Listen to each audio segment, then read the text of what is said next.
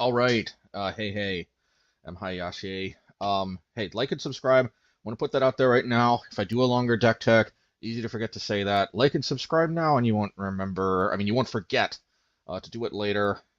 But so we're in the 5-0 bracket again.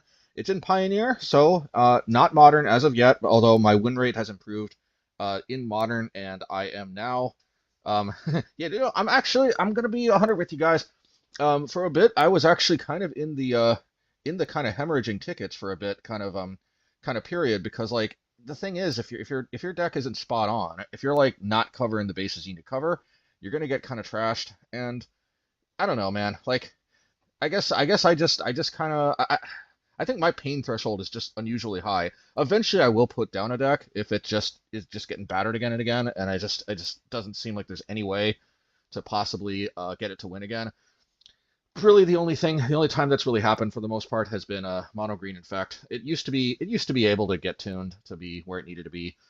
I just think infected in modern at least. I wonder if is infect in Pioneer? I don't think so. I think most of those are like scars of Marauded and stuff that predates Pioneer. I could be wrong.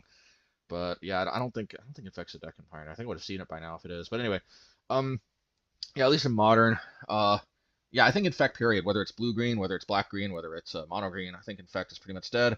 Black green had some traction for a while because of that Crusader thingy jig, Mirroring Crusader or whatever it's called. I forget what it's called, but anyway, we're not here to talk about infect. But for the most part, like I mean, I stick it through because when I see there's potential, and hey, both Pioneer and Modern. I went through some rough patches, but the deck's starting to bear fruit again, and yeah, I mean, when the deck bears fruit, the wins really start piling on. So, and in that regard, we did get a 5-0 this league. So, I'm probably gonna put that in the title. So, no spoilers here. That's just kind of I got to get people to click on the video, right? And no better way in my experience to get people to click on the video than to say that it's a 5-0 because everybody likes to see what's up when somebody gets a trophy. It's understandable.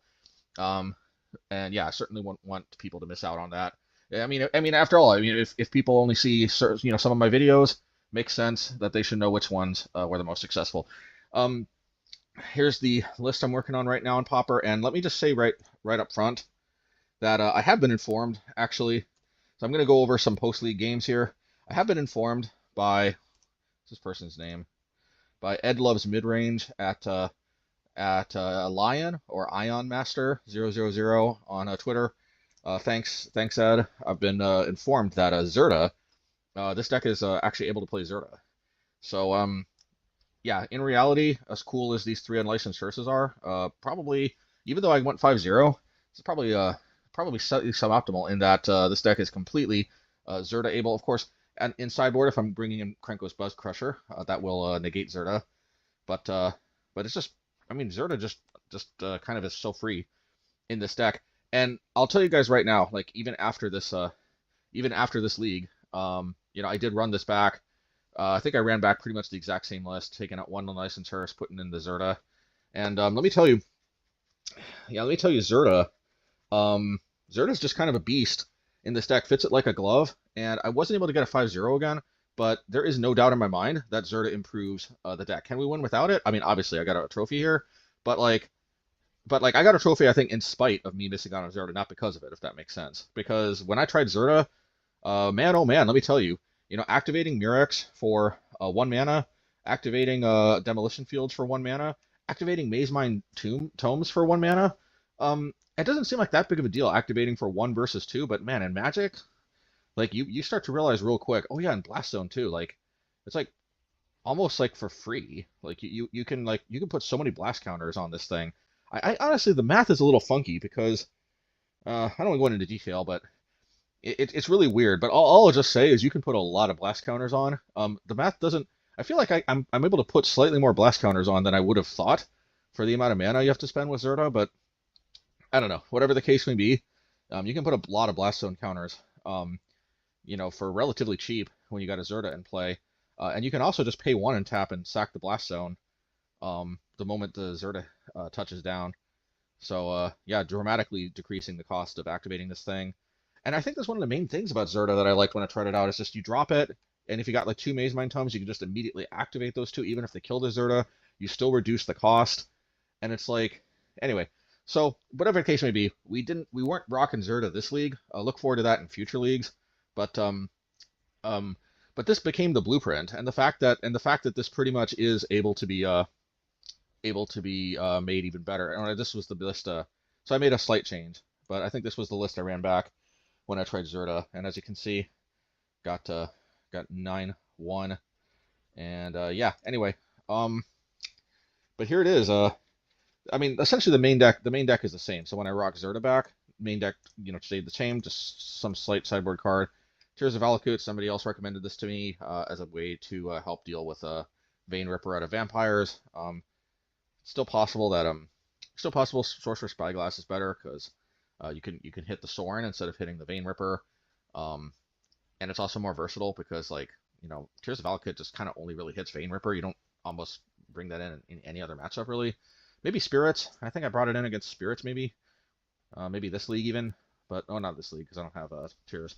So I might have brought that in against Spirits maybe once, but yeah, it's pretty much like the only two decks I could think of, like Spirits and maybe Phoenix. I mean, actually pretty much all the threats in Phoenix have flying, I guess, except for a Seasoned Pyromancer out of the sideboard. I mean, Young Pyromancer out of the sideboard.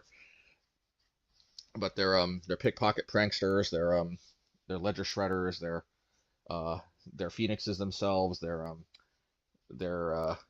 whatever they're called, Drakes, those giant 4-mana Drake thingy jigs they play. Yeah, so I guess it's okay against Phoenix. I mean, there are decks, just anywho. Back to this deck. So like, I mean, it's not necessarily that different from what we've seen before, other than that I am finding in the main deck it is just really nice to have a catch-all answer that can answer most permanents, even if it has to sometimes catch up your own Mazemind Tome. It doesn't happen that often. Also, you can be patient and try to run out the counters to get full value out of this, gain the 4 life, then crack the Blast Zone. I mean, all of these, the few permanents I play in this deck are pretty transitory in nature anyway, so at the end of the day, Blast Zone is just kind of a free removal spell when you got to control a sort of deck like this that mostly plays instants and sorceries, and the few permanents it plays, again, like I said, are pretty transitory in nature for the most part, so Blast Zone is kind of just too good to pass up. I mean, I played different versions with like main deck, Volatile Fault, and like it's hard for me to exactly put into words other than just Blast Zone at the end of the day, it just seems to make me win more. And I think it's just the intangibilities of like, you run against some like artifact decks where they put a bunch of 1-drop artifacts into play. You blast the Blast Zone out there, you scoop up like 3 to 4 1-mana artifacts, and boom, you're way ahead. Or against Prowess, like a bunch of like Swift Spears and Soulscar Mages and stuff. And it's like, yeah, I mean, it seems kind of obvious, but it's like, I think the main thing about Blast Zone is that it's one of these cards that like you feel like if your opponent plays around it, it's not going to be as devastating. But like a lot of times your opponent either can't play around it, or it's like even them playing around it slows them down. And it's just, I mean, at the end of the day, maybe it doesn't even need as much rationalization as I'm trying to give it. At the end of the day, it deals with multiple permanents at the cost of only one land slot, and it deals with anything. And burn normally, I mean, mono red normally can't deal with enchantments, and Blast Zone will definitely deal with enchantments. It'll deal with planeswalkers. It'll deal with anything. Enchantments are usually the only blind spot in red, and this deals with that. We don't even necessarily have actually dedicated artifact hate in the sideboard in this particular Pioneer build, but I've just really found that I don't have to, and I'm rocking Blast Zone, and we're playing it, and we've got the 8-field package because even Pioneer doesn't necessarily it's got, I think, for whatever reason, it seems to have a lot more decks that rock more basics than Modern, which doesn't really make sense to me because Modern has Blood Moon, so it makes sense that some decks are rewarded for playing a lot of basics. I don't understand why in Pioneer they don't just max out on non-basics, because I guess it's because there is that mono black deck, and there are some decks running around with the 8 fields, but I don't know. But there are decks like Amalia Combo, and there are other decks. I mean, there are decks out there that what do you call it, the heroic deck. There's more decks than meet the eye that they only play like 1 or 2 basics, so these fields become strip mines pretty darn quickly, and it's just pretty nice that you can run a strip mine type effect like this, and it's just pretty free in a monocolor deck for the most part. Gives you another angle to interact with them, prevent them doing what they're doing, stuff like that. Of course, Cleansing Wildfire helps along, also deal with their basics. Yes, I've been notified several times, hey, when are you going to try Crucible Worlds? I did record one league that I don't know if it's good enough to actually upload. I think it went at least 3-2, but I'm just telling you, Crucible Worlds, it's funky. It's hard to explain. It's just the problem is it's just kind of slow because like you got to play it, then you got to return the land from your graveyard. I think that's one of the main issues is that the turn you play Crucible Worlds, you're not blowing up a land that turn. So like, it's hard to explain, but it's like you have to. This is kind of an investment card, like an install card. When it gets going, it's really nice, and if you play your cards right, you bring the card back from your graveyard. Um, so even if they kill this Crucible Worlds, you still got card advantage out of it before it left play, which is cool, I guess. But I guess at the end of the day, it's just like cards like Geomancer's Gambit, which I know are not Pioneer legal, but you know, it could just be like bringing Krenko's Buzzcrusher in the main deck, which I don't necessarily want to do, especially with Zerta, as an option in the sideboard. But like, yeah, at the end of the day, like in Modern, for example, I just find Geomancer's Gambit 9 times out of 10 is better than playing Crucible Worlds. And of course, you can play Crucible Worlds and Geomancer's Gambit, but at a certain point, if you're only playing like land destruction cards or cards that bring your lands back, you're just gonna get overrun with the creatures because you got to devote a certain amount of your deck to kind of keep the creature threats at bay, so you can have the luxury of working on their land base. You got to get the creatures off your back, then you work on their land base, and anywho. So whatever the case may be, like it's certainly when it works, it's really nice. And the other thing too is when people start bringing in like Leyline of the Voids or their own unlicensed hearses, or like, I mean, Graveyard Hate is something quite in abundance, and while that is something that they're not automatically going to bring in, assuming Crucible Worlds, I mean, yeah, it is worth noting that Crucible Worlds, it gets hit by both Artifact Hate and Graveyard Hate, and I find Graveyard Hate is actually the more daunting problem. What is this here? It's a scam likely. Yeah, the Graveyard Hate is the more daunting problem because with Artifact Hate, at least you get some card advantage out of it. But if they bring in their own unlicensed hearse, like if they just keep your graveyard, and they will always have an opportunity to interact with your lands, because like Field, they can respond to the activation by exiling it. Blast Zone, same thing, respond to the activation, exiling it with their hearses. And at the end of the day, you're never actually going to get any card advantage out of it. And they also hurt your Mishra's Research desks while they're at it, which it's not like that much, but it's definitely better. Like, that's the thing. The secret is dealing with Crucible Worlds. The secret is going after the graveyard is way more powerful than going after the Crucible itself. In any case, Mishra's Desk, always a blast. Frostbite. Yeah, I just really like having these 12, 4 of each, 1 mana removal spells. It really took me a while, although you probably have seen these in previous builds, but it just kind of took me a while to just realize that I think playing these 12 removal spells in the 1 mana spot are just non-negotiable in Pioneer, and I think in the abstract, they all have their role to play, and that's one thing I like, but I'm going to go on a limb and say Frostbite is actually the best of the 3. It's relatively close, but it's just that Frostbite, like, dealing 2 damage for 1 mana in the early game is going to deal with most of the stuff you're going to need to deal with, in the first, like, 1 or 2 turns of the game, most of the time. There's some exceptions, the biggest one being that 2 mana, 1/3, not Amalia herself, but the life gain green card that combos with Amalia, I forget what it's called. But the cool thing about Frostbite is, like, even in that situation, it deals with the Amalia, you know what I mean?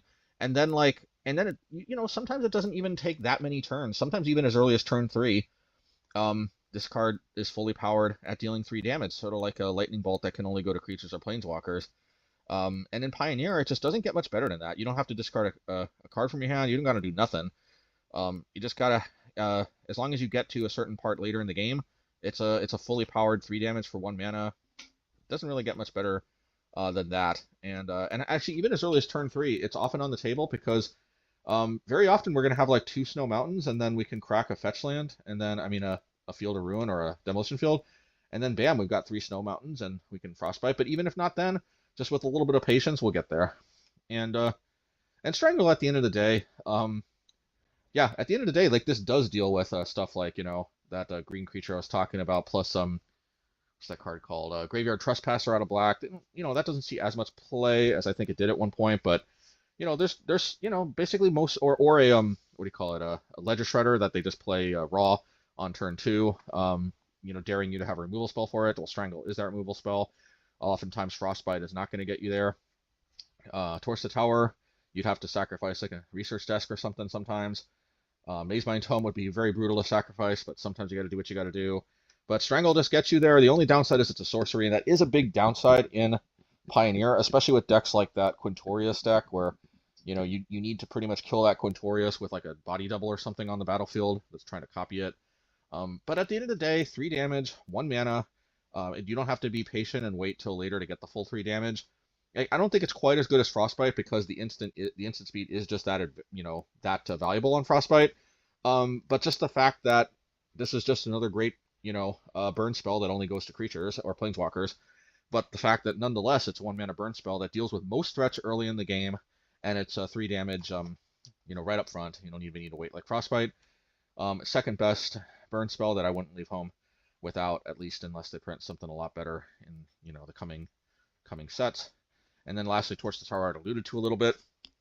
Ultimately, as long as Phoenix is a deck in the format, I find that Torch the Tower is just probably non-negotiable.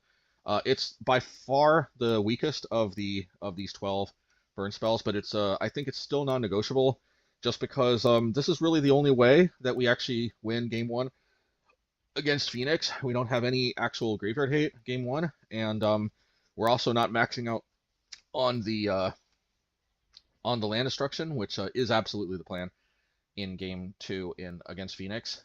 Phoenix typically only plays like 2 or 3 islands. Most of them play 3. When you run up against 2, it becomes quite easy. The difference between that third basic and the second basic is quite a world of difference. Something perhaps to consider for the Phoenix players. Not that you run into mono red mid range out of Pioneer that often. Probably the only one basically playing it. But, you know, I suppose there is that mono black deck that runs the 8 fields too, like I just said, the Waste Not deck. So something to consider, because at the end of the day, out of Phoenix, like, you can really keep them off of their red mana relatively easily. The biggest problem is once you run out of the field, but, you know, you can often, especially when you bring in the Volatile Fault and the Krenkos, so that you have 20, basically, you have 20 of these effects. You got the 8 fields, you got the Cleansing Wildfires, you got 4 Vault, and you got 4 Krenkos. That's 20 of these effects. Usually that's going to be enough to keep them off of red mana for pretty much the rest of the game. Even if they're constantly drawing cards with Phoenix, even if they're turn after turn after turn, they're drawing into their land drop, or even, you know, even treasure cruising, you know, to make sure that they've got even more lands than they need to, but they can ultimately only drop 1 land per turn, and that's just the thing. With 20 of these effects, you can pretty much like every turn in the game, especially with drawing cards or scrying with Mazemind Tome, Mishra's resource desking and whatnot. Yeah, you'd be surprised against Phoenix. You can absolutely just turn after turn after turn keep drawing a land destruction effect. If they never see double red, they'll never be able to play that Drake card that's 4 toughness and then like has like unlimited power. They'll never be able to. They might be able to hard cast a Phoenix, but even that becomes difficult if you throw in a Cleansing Wildfire on a basic island here and there, so they can't even get to 4 mana. Yeah, and like at a certain point, but at the end of the day, Torch the Tower though, which is the main point I was trying to get at, is just in Game 1 against Phoenix, we don't have as much land destruction. We don't have our unlicensed hearses, but you know, still, if we see enough Torch the Towers, we play our land destruction spells well enough in Game 1. You know, sometimes we can kind of squeak by torching the towers, Nahiriing the Drakes, you know, and then getting there with Mirrex tokens or burn or turn the house, or oftentimes they deck, believe it or not. Sometimes they just deck if they run out of Phoenixes. If they, you know, those are by far the most reliable threats they have, because those Drakes, you know, Torch the Tower and Nahiri's Warcrafting, you know, they don't usually play hard counters in the main deck against you know, in Phoenix. They usually only play Spell Pierce, so as long as you're mindful not to play in the Spell Pierce, as long as you always keep 2 mana up, oftentimes you can deal with those Drakes, even if they do get to the double red mana in Game 1. Like, it's weird, but you can do it. You can beat Phoenix in Game 1. You're the underdog for sure, but the simple fact that Torch the Tower actually, you know, makes Phoenix win. It basically is the difference between Game 1 against Phoenix being winnable or not being winnable. Absolutely got to play it. And the fact that you can also like sacrifice, you know, research deaths or Mazemind Tomes, even if it really comes to it, to scry 1 and then to also deal 3 in a pinch if you really need to. It can come in handy. You're not going to do it that often, but you know, when you got to do it, you're really happy to have that have that option available.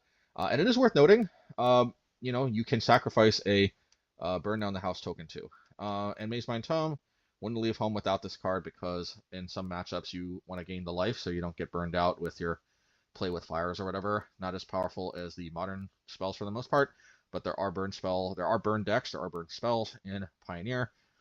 Being able to gain life. Being able to gain life alone is a very big selling point to this card, and the fact that you can also draw up to 4 cards, and the fact that you can also trade the raw card advantage to just more efficiently dig into your deck. Yeah, I mean, I know that I think most people prefer Reckoner Bankbuster. I've tried both, and Reckoner Bankbuster isn't bad, but I'm always playing 4 Mazemind Tomes before I'm playing Reckoner's Bankbusters. As far as I'm concerned, Reckoner Bankbuster is Mazemind Tome 5 through 8. Mazemind Tome is not Reckoner Bankbuster 5 through 8. And I know I break with the orthodoxy on that one, but it is what it is, guys. I'm telling you, I've tested this. I've tested the heck out of this card, and this card is undoubtedly one of the huge contributing factors to a lot of my wins. I mean, there's probably some finesse, there's probably some nuance to how you have to play this. Maybe Reckoner's Bankbuster is an easier card to play when you don't have the option to scry. Maybe for some people, like, I would say one problem with Mazemind Tome is that I think some players who aren't familiar with playing this card, they're going to, like, in every single matchup, only scry, and they're never going to draw, like, a single card. And yeah, this card is kind of bad if you're only using it to scry 4, gain 4 life, for 2 mana. I mean, even that's, like, not that bad, but it's like, you're actually down on cards at that point.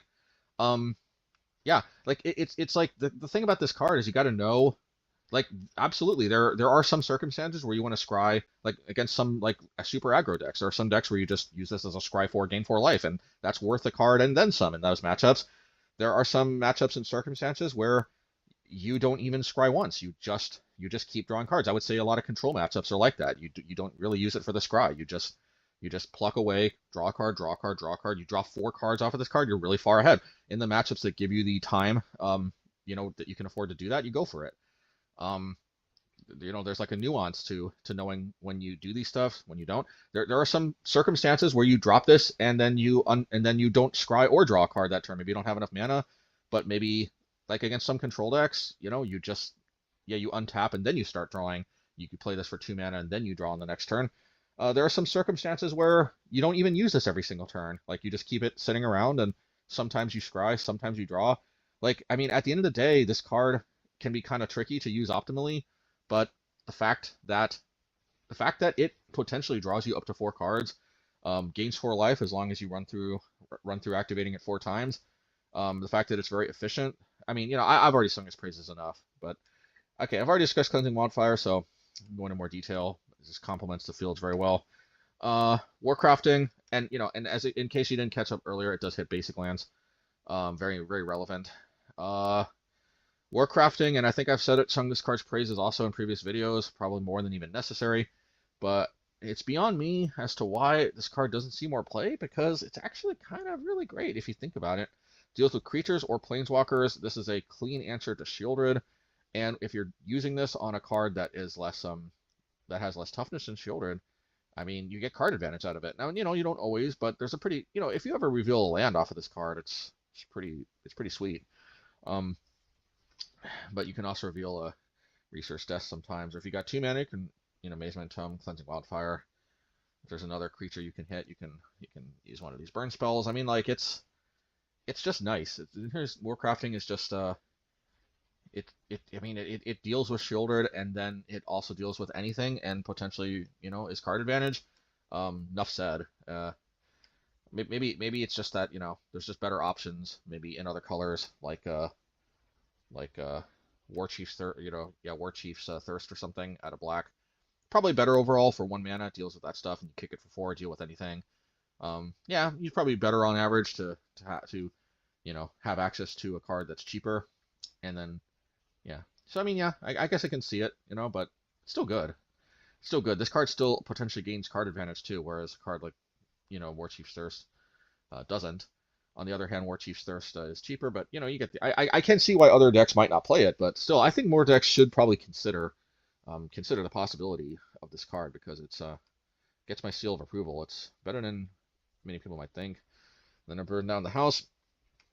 This is probably one of the most funky cards where people are like, really, are you main decking this card? And as we've seen in my last video, you can main deck it. And yeah, they never see it coming when you burn down the house for 5 mana and you sweep the entire board.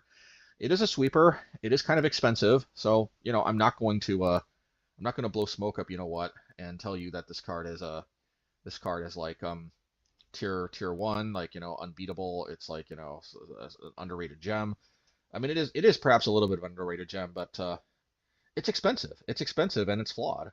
But at the end of the day, I just find that I win more while playing it. At least at the moment, it just seems to, like, in situations where the board's really getting out of hand, this is just the card that bails me out, you know. And then there's those like hexproof from monocolor cards, like that what do you call it, that Niv Mizzet card that has exactly 5 toughness and is hexproof for monocolored. And guess what card doesn't care about hexproof?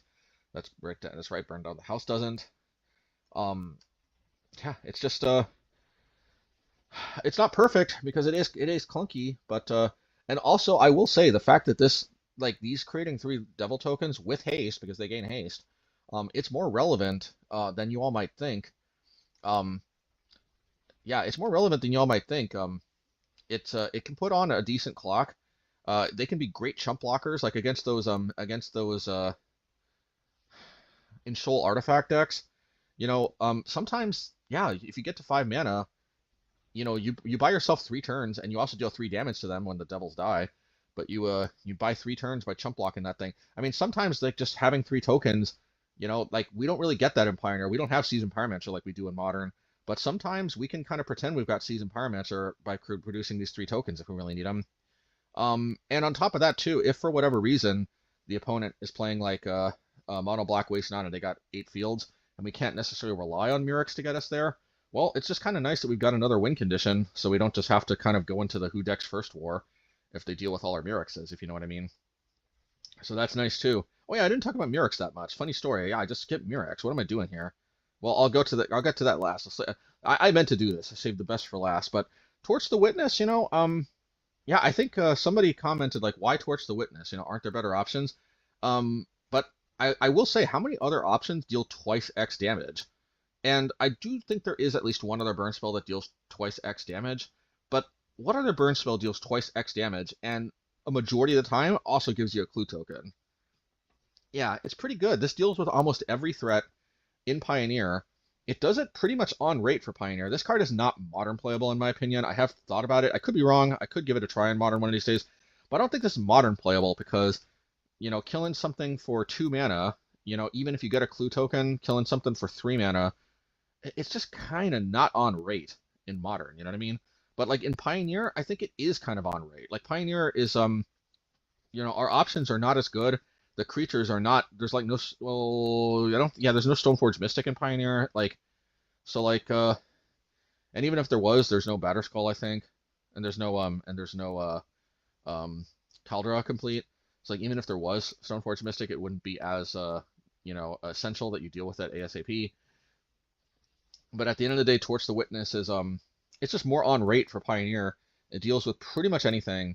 And it draws you a card in a delayed fashion, but it draws you a card too while it's at it. So its only sin, as far as I'm concerned, is that it doesn't hit Planeswalkers.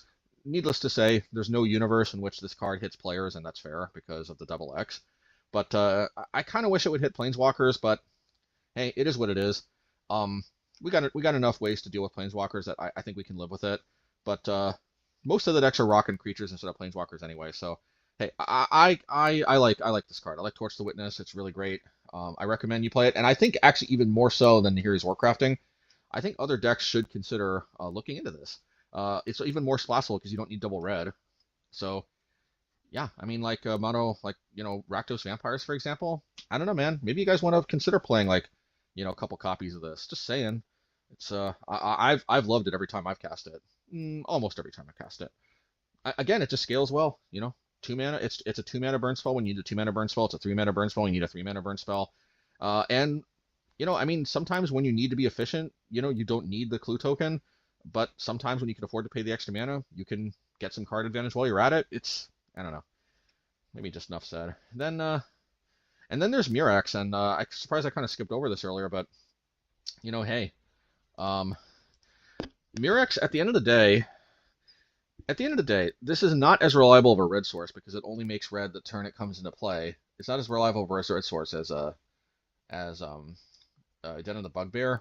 But first of all, you would be surprised how often we only need a red mana for one turn in the early game, because like we can drop this, use the red mana, then turn 2 plays Mazemind Tome, and then third turn we can start fielding, and then we've got access to red again most of the time. Sometimes we can also drop Resource Cess first turn, and then second turn, we sandbag the Mirrex until we need the red mana. We play the Mirrex, play the red mana. It's more like serviceable than you might think. Just due to the nature of how a lot of times we're just kind of like, we just need a red mana to hold us over in the earlier turns until we can start fielding to get access to the rest of our red mana. So that's one thing I'll say is that this card on first glance looks like just a straight up brown land, but it's just really not. This ability to add red the turn it comes into play, and other colors too for that matter, should we decide to be more splashy in the future. But the fact that this can add a red mana the turn it comes into play, it means that this is really, really not in any way, shape, or form just a brown land, and that can be very, very hard to pick up on unless you actually play with it. And I'm really glad I did. I'm really glad I was playing this around a little bit in Modern. Can't remember like where I first started playing it, but this card piqued my interest when I was looking through lands, and I think other people have recommended it to me too. But it's also been just it catches my eye, because when I'm looking through good utility lands in Gatherer, or rather this user interface on Magic Online, as flawed as it is, Mirrex did catch my eye, and finally I've been just really experimenting with it here, and yeah. But you might be wondering, of course, hey, well, it's still worse than Den of the Bugbear producing red. So what's the draw here? Well, I'll tell you what the draw is. The draw is, unlike Den of the Bugbear, for one thing, this card can create threats at instant speed, whereas with Den of the Bugbear, we gotta like commit on our turn, so we tap out, and then we can't hit Quintorius with like a Torch the Tower or something, or we can't hit like Amalia off of an end of turn Collected Company or something. Like tapping out to attack with Bugbear can be quite a dangerous proposition in Pioneer. It's not Modern, but still, and that's assuming, by the way, that Den of the Bugbear even connects. Like even Den of the Bugbear connecting can still be a dangerous proposition, because you got to tap 5 whole lands because you tap the Bugbear 2 to attack, and then of course there's the reality that a good chunk of the time Den of the Bugbear just dies to removal when you try to attack with it. So for one thing, Mirrex, you can activate it in a turn and get value as opposed to Bugbear. But then there's also the fact that this card doesn't need to attack to create that token. Now, granted, it creates the token, and it doesn't actually hit for 3. But on the other hand, the token has Toxic 1, and there's a lot of circumstances where we're like, if you think about it, unless we're hitting them with Burn Down the House, or unless they're dealing damage to themselves with shocks, which they do sometimes. But like, there's a lot of circumstances where they're going to be at 20 life, or sometimes even gain life, so they're above 20 life. There's going to be more circumstances where you think where actually this is more like a 2/2 or a 2/1 rather, because and especially if they gain like infinite life or something, which is not super common. But yeah, the toxic is more relevant than you might think, because it's not like we're necessarily dishing out a lot of damage in the early turn anyway. But yeah, the thing is that token, once you produce it, they got to use a removal spell on it, but you still, it's like card advantage though, because your Mirrex is still living to see another day. You can tap it to make a token again the next turn.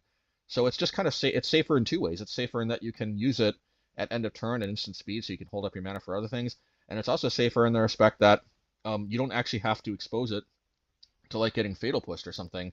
At no point does Mirrex itself ever turn into a creature, so they actually have to have land destruction to actually deal with this. So it's just kind of a lot more reliable as an actual win con, and then the creatures it produces are just kind of like card advantage from there on out. So even if they do deal with it with like a Field of Ruin or something of theirs later on, as long as you can crank out what is it?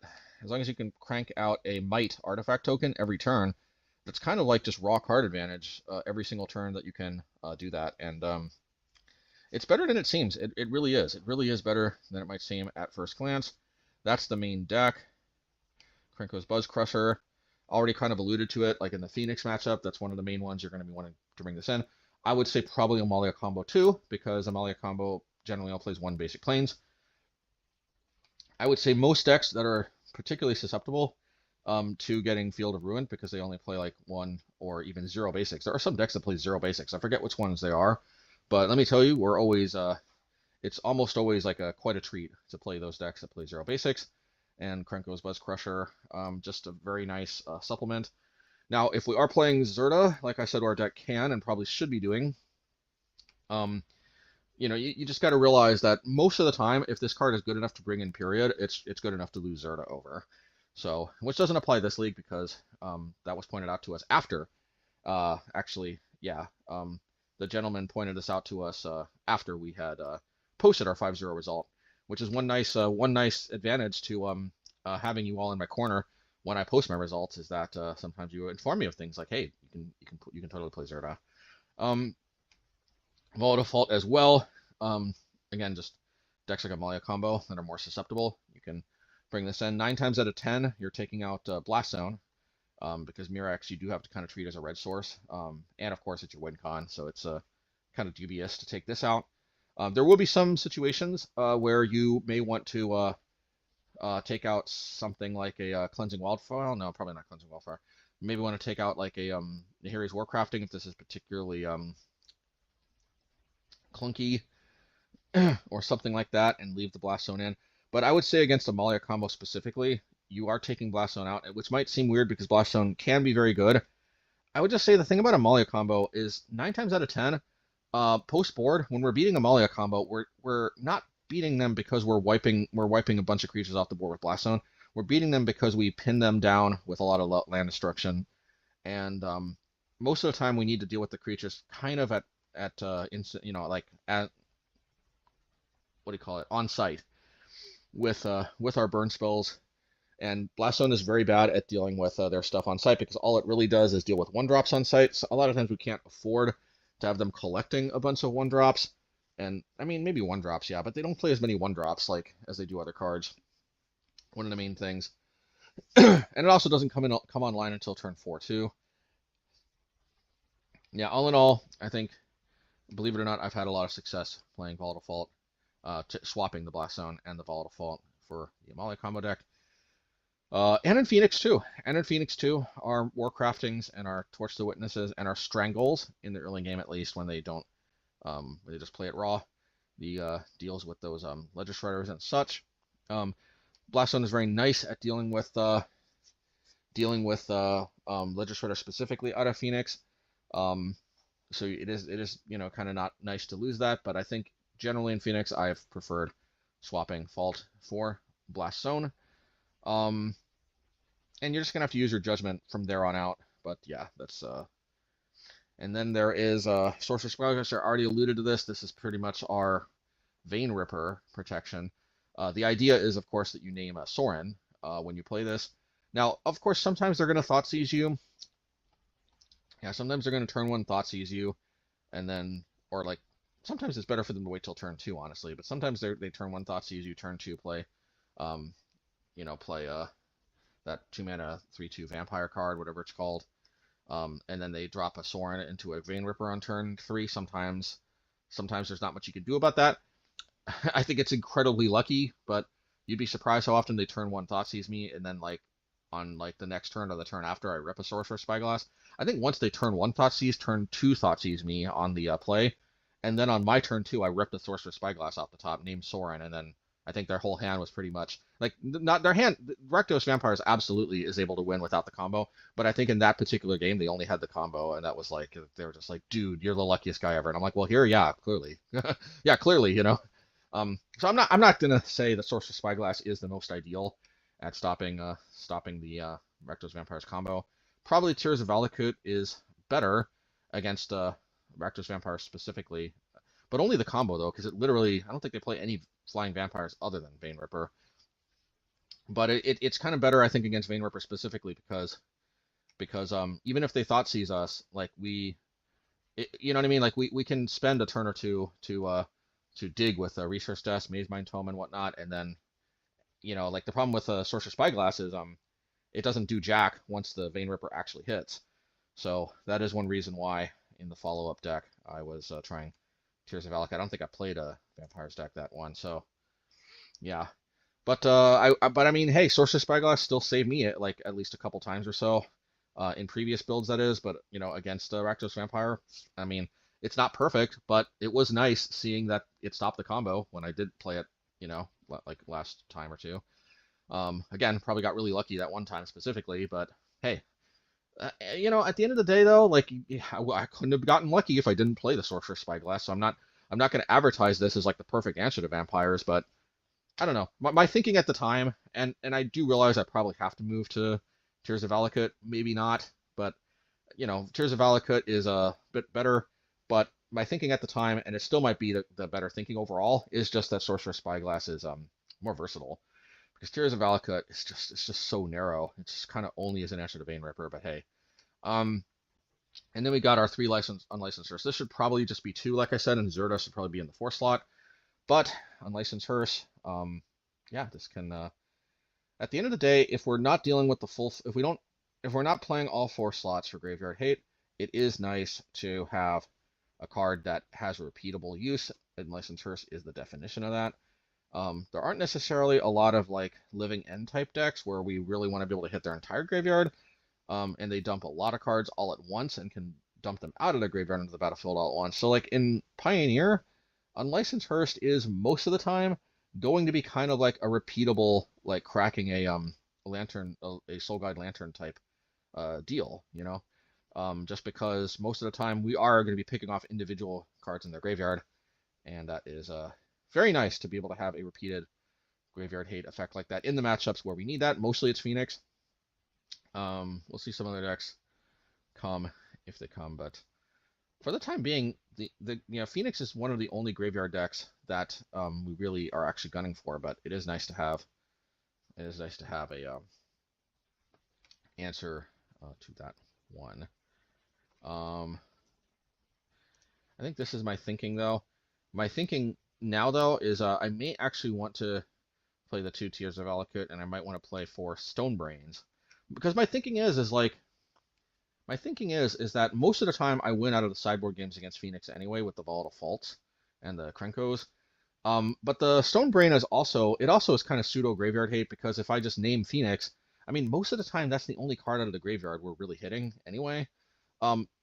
Yeah, then we hit all the Phoenixes, and also notably, we hit all the Phoenixes, and they can't really stop it with like an Abrade or something. They have to stop it with a Negate or a Spell Pierce, and then they Abrade it if we don't have the mana to sack it the same turn it comes down. But I am thinking to try, and it is nice that Stonebrain also doesn't turn off Zerta because it has an activated ability. But I think in Pioneer, for the most part, most of the graveyard cards that opponents play, they're kind of cards like Phoenix or other similar cards where, or sometimes we may want to hit a Cling to Dust or something, certain escape cards. But at the end of the day, Stonebrain might kind of be better, because I just don't know that Unlicensed Hearse is necessarily. I mean, we can activate this as a creature, but I don't know how relevant that's going to be, how often, and also, yeah, and also like, yeah. Anyway, there's advantages and disadvantages, but anyway, let's get to the games already, because this has been it's taken quite a while. I know some of you all love the deck techs, but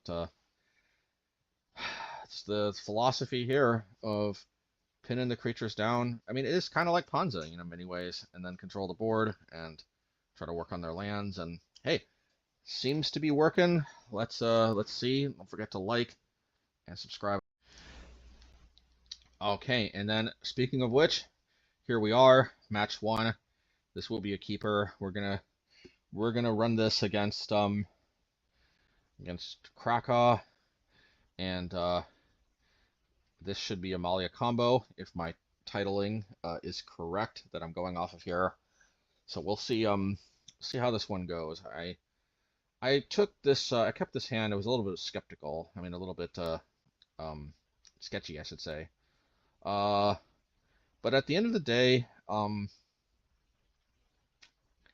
Yeah, I just don't know what I'm up against. If I'm up against a like more controlling deck, I'm gonna have time. I've got mana. I can start cranking out the Mirrex tokens. If I'm against a hyper aggro deck, obviously that's a problem. But yeah, so it does in fact turn out to be Amalia. So considering the danger of just getting comboed straight up next turn, I may want to Nahiri, but I think I end up going for Blast Zone. My thinking is as follows. My thinking is like, okay, well, even if they combo me, my Blast Zone can deal with both the Amalia and the Wild Growth. Yeah, so interestingly enough, they play this, which does kind of feed into my Blast Zone. You know, that is worth noting. I definitely want to crack this. The question is do I just deal with their Innkeeper and their Walker? Do I just do that? Or do I wait? I think the optimal play actually would be to Warcrafting, and I do. Okay, that makes sense. Yeah, unfortunately I don't get value out of it. You know, humbug. So be it. But my reasoning is just basically that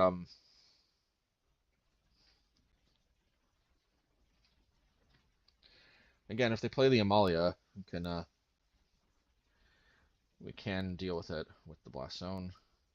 Put Collected Company.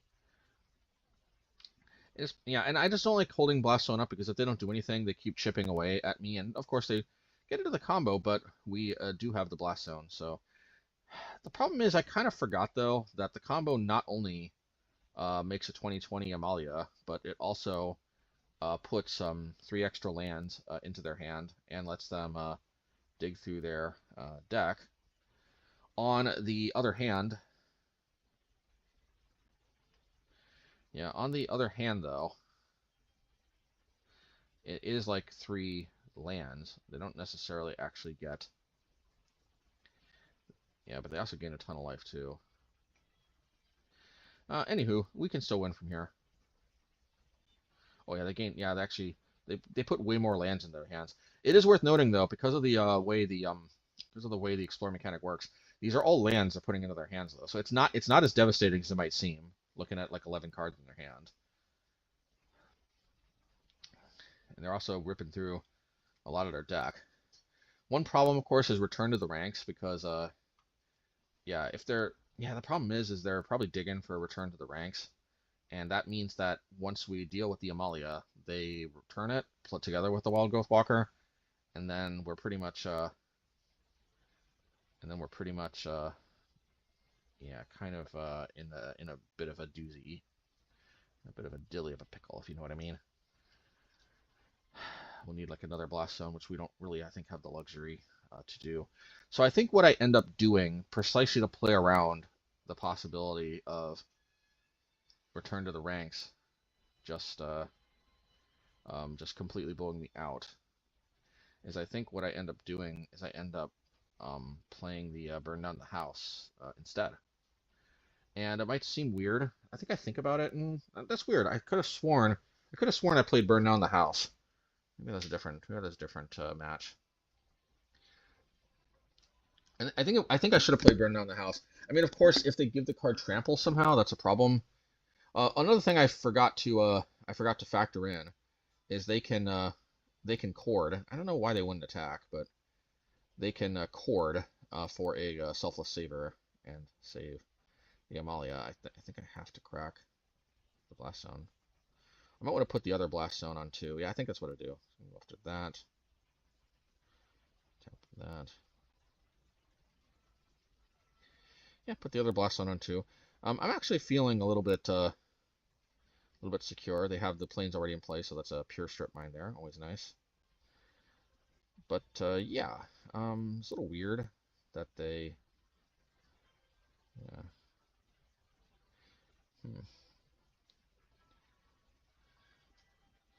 I think I should have I guess my thinking was they can't have the Selfless Savior, otherwise I would have had it last turn. But that could have just been a misclick. I still kind of feel like maybe I should have played Burn Down the House. But I do like that this is quite mana efficient here. And I am kind of going after the lands. I think that they do the chord for the Selfless Savior here though. That's the problem. And I could have played around all of this, but playing the Burn Down the House notably. Buy me 3 whole turns. Yeah. It's because they did just click through their turn, and yeah, unfortunately, I find that in general I'm quite favored in this matchup though. So this wasn't particularly that concerning. We came surprisingly close to winning, even with them comboing off pretty luckily. We are going to follow the sideboard plan. In deck tech we went over. We're going to take out the Blast Zones. I know Blast Zone obviously can be a nice out there, but we're gonna mulligan until we can actually have. Yeah, we are going to play that. Burn Down the House is kind of nice, but because they have instant speed, Collected Company, Burn Down the House is not as good as it might seem.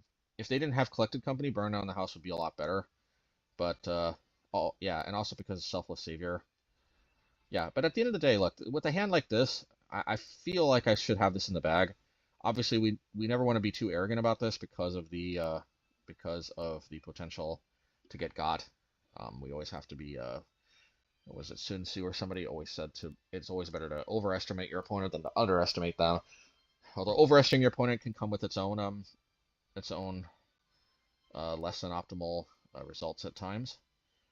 After all, many times in history, somebody failed to capitalize on an opportunity because they overestimated the strength of their opponent's defenses. But probably in general, it is better to overestimate on average than underestimate. Just both extremes, though, are both not good. And not sure what is taking a while. I'm not sure why I'm what's going on here.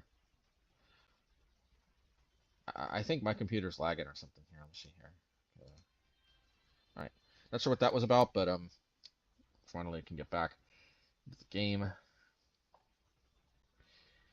Because the Strangle and this Torch the Witness and everything, I think I should be able to hold the ground. I think they play a Thoughtseize. Oh, okay, they played that. So that's where I wish I had a Torch the Tower. That's what it is. But I don't think I go after that. So it's kind of cool and all, but I just think I go after that. Do I go after that? Yeah, I guess I do. This seems a little aggro, but I guess it makes sense if you think about next turn Field of Ruin getting to work, you know, instantly, right?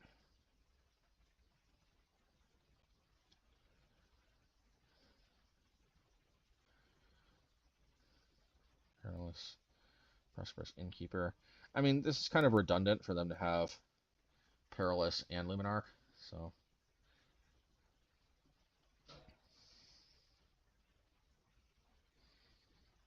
Might as well. Playing some kind of llama creature right there. Looks nice.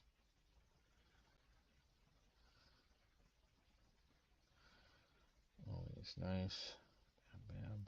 Muddy Graham.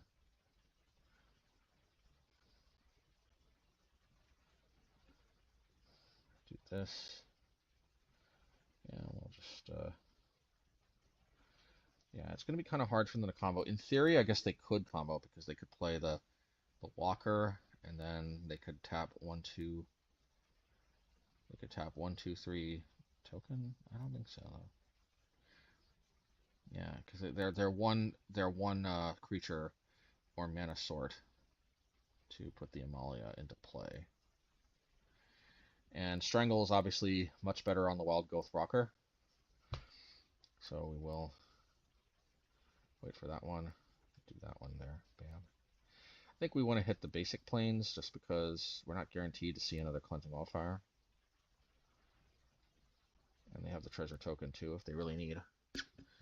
Yeah. And this is kind of how the Amalia matchup goes, I think. We are probably going to need another land destruction spell soon, but They don't necessarily draw a bunch of cards raw, so they might not draw another land. They do.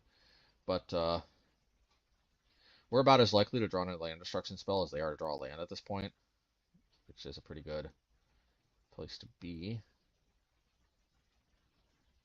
Voice of Resurgence, I can deal with that one.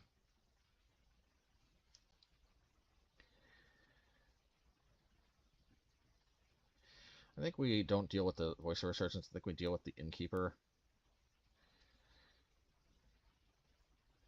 Yeah, I think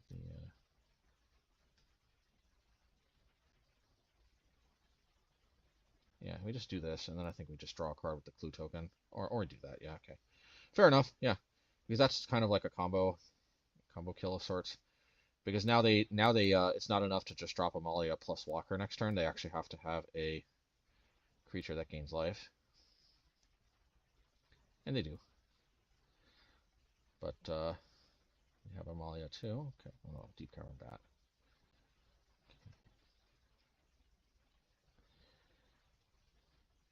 What's the... Oh, this is lifelink, so it's marginally better than Kate Seal Freebooter, I guess.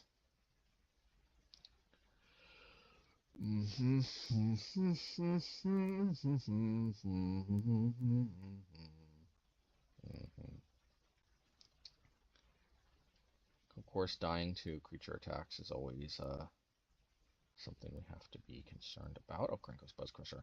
Right on cue, I think. After that one.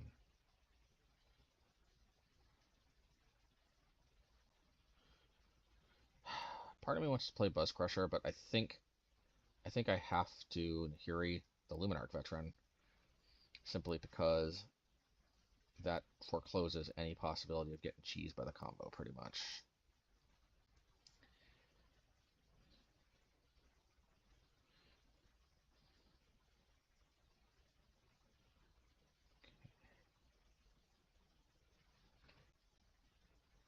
Yeah. Oh, we did go for the Krenko. Okay, so this was a little bit risky, because what this does here is this... Oh, but I guess my thinking maybe is valid, because if you think about it, they would need to have a Walker plus an Amalia plus a third land drop together with the treasure token. So yeah, I realize that the Krenko actually forecloses any possibility of a combo kill next turn, while also blocking and also putting them down a land. So I think this was clearly the optimal play here. Let's see, they take a little while. Okay, they attack. This is a little surprising to me. Okay, oh no, oh, they're courting. Ah, they're courting. Yeah.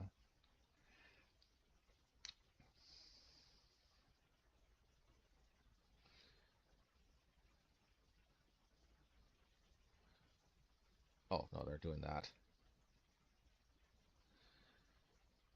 Okay, and unfortunately, Wild Growth Walker, no, because that's exploring. Okay, okay, I just got to deal with the Deep Cavern bats, and then. Okay, well, I'll take. I think that's a good one.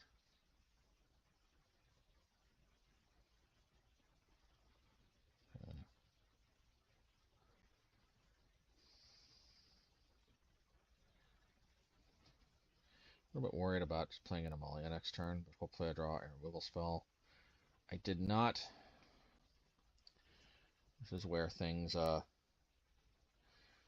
I remember this being like, oh man, is this where it ends? But they could have Cord, and they could have Amalia, but they don't. So we live. We live to fight another day, and we got a very good blocker here. So. Interesting. I don't think we block, because then they have a 5/5 and we'd end up taking more damage. I think about it, but I don't end up blocking. It's just no. I can't. Yeah, I can't. Yeah, I don't want to be too conservative about that, but I can't, because it's the 5/5 is just a little too okay. Let's see here.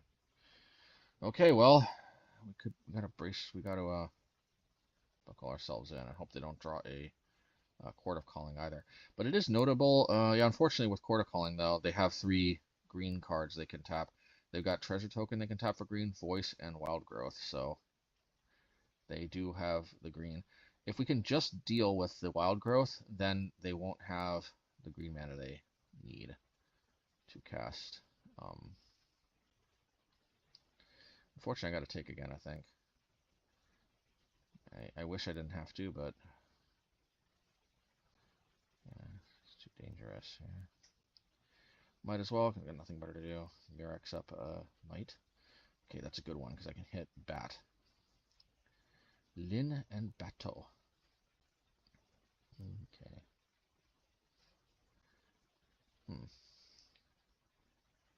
Surprised I didn't go after Bat first.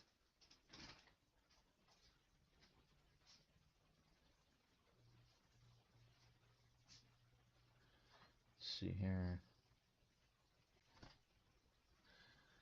Let's see here. Oh yeah, that's why. Well, I mean, you know, I still could have tested the waters, but pretty obvious. Indestructible there. So,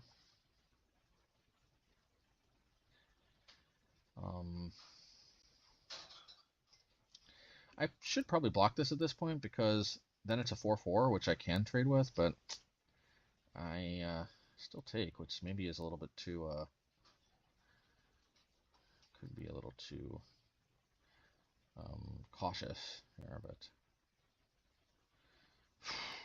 yeah, this is very concerning, to say the least. I very much run the risk of dying here at this point. I need like a Mazemind Tome to actually potentially draw cards online, and I think I do have to block here. I think I'm running out of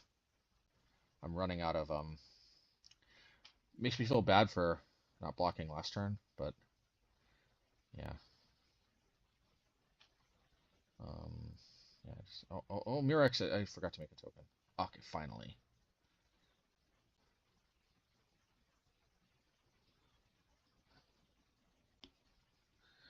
I'm not sure why I tapped the Mirrex, but I guess I'm not sure why I tapped that too. It's got to be the torch, yeah. Dude, Kevin, battle. Bet. Then I Wild Growth, I think. Yeah, Wild Growth Walker. Let's do this, spam. Okay, they've had enough. That was getting a little worrisome for a little bit, but we pulled through. We run it back. If there's any particular changes we want to make at this point, run it back. So match, yeah, let's do this here. Stillman match 1. Keep a Rooney. Unfortunately, the weight of the world is on this torch, the tower. But we've got 2 research desks to potentially dig for other cards. We play the research desk. Bam, bam. Bam, bam. MoneyGram. Always be cautious with investing. I'm just kidding. MoneyGram is not investing. It's the opposite. Some kind of money lending nonsense. So yeah, I definitely recommend watching out for stuff like that. Bam, bam, bam.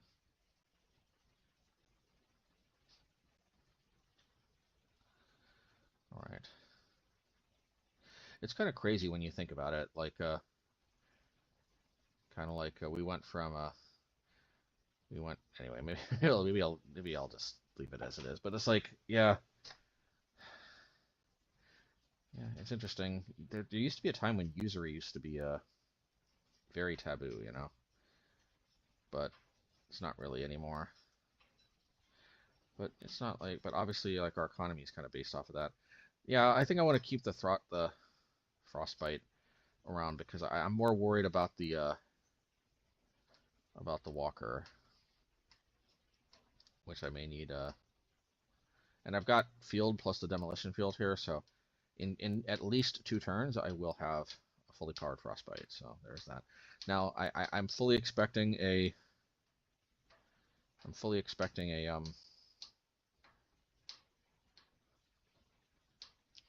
Collected Company incoming in 3, 2, 1.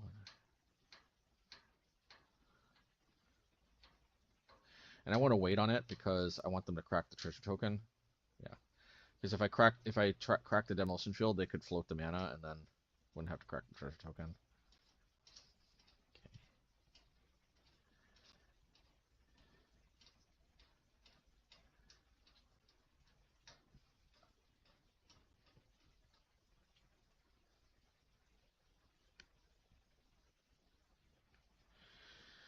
Okay. I think I need a Fauna Shaman it up, I think. I need to hit that Fauna Shaman. I mean, an argument can be made we should wait for the card that they fetch with it, but I think Fauna Shaman's too good. Too good for us to just let that thing sit around.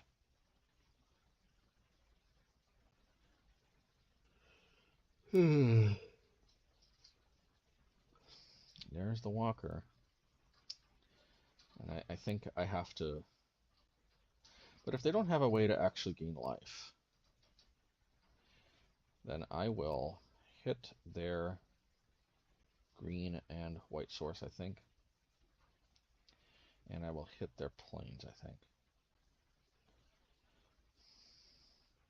No, actually, yeah, I want to actually prevent them from playing Amalia, so there we go. Yeah. And I do have to hit the basic plains with the Cleansing Wildfire because the field can hit the other land in theory. Yeah, they're quite susceptible to the strip mines here, the Amalia deck that is. So, bam, bam, bam. Hit that card.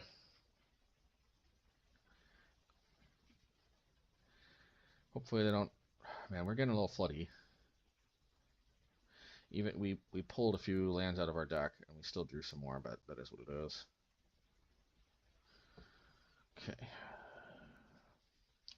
Please don't play Amalia. That's gonna make me very nervous. Okay, that's not Amalia at least, but still making me nervous.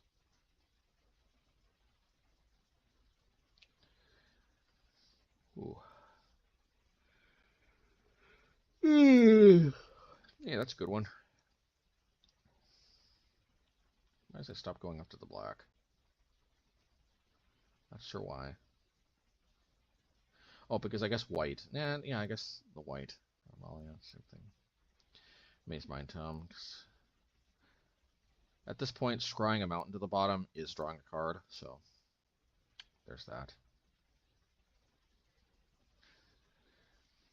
A Krenko's Buzzcrusher would be pretty sweet here. It'll put them down a land and stop them from being able to attack efficiently.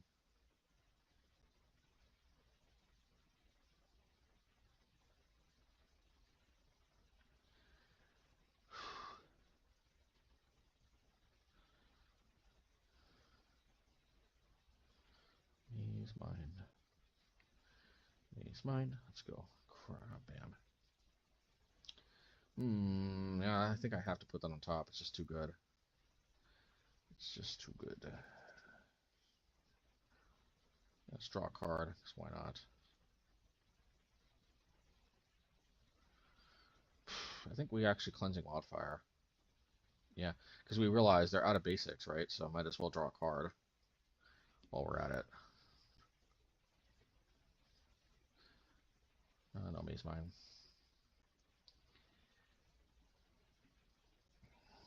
Okay. Yeah, and this life gain is obviously worth its weight in gold here. Being able to scry too, it's worth its weight in gold. They're yeah, struggling with mana there.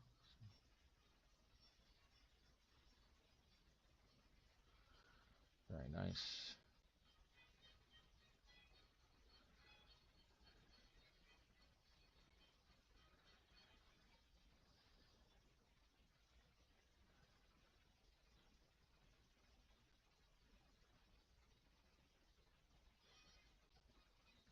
Yeah, do want to keep that. Or do I? Maybe I want to put that to the bottom, to be honest. Can't remember which one to choose. I've got the Volatile Fault. I think I end up putting it on top. It's just too good to... Oh no, I put it to the bottom. Okay. Yeah, frustrating.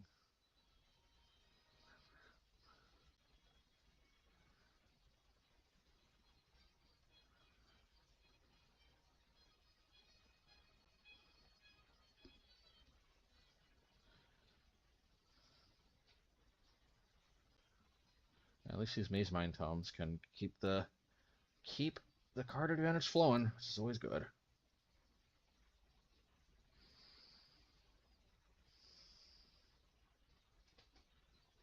And I think I just play the resource desk at this point, I think. No, never mind.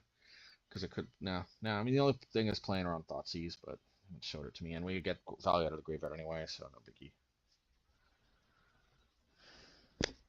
Yeah, this is quite the flooding. But as they say, you draw enough cards, and you play around the flooding, pretty much.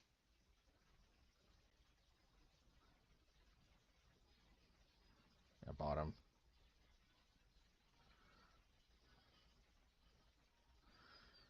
Bam.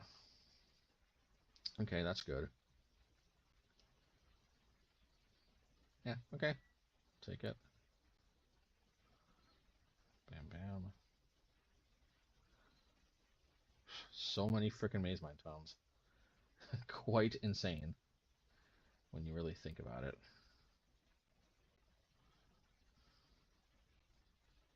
I think I'll just play another Mazemind. I really hope they don't somehow... There's no Force of Vigor in Pioneer, but I think I'm going to gain so much life. I'm not going to be too much in danger.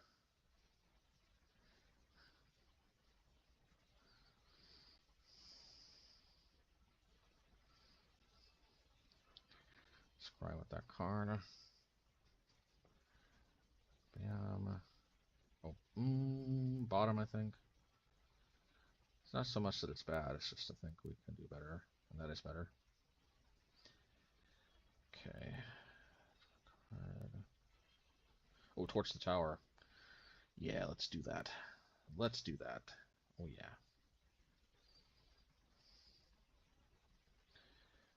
Yeah, let's do that. I'll probably draw a card off of the other Mazemind. And, yeah, they just had enough. They had enough, and I don't blame them. Okay, cool. All right. And here we go with match 2. And we're going to see if Mirrex can be good enough here. And it is kind of nice that we get to Mirrex away, our little elvish buddy. Surprised I didn't use Torch the Tower, but we don't know. They might be playing some kind of threat we need to exile. So just okay, Smuggler's Copter, yeah.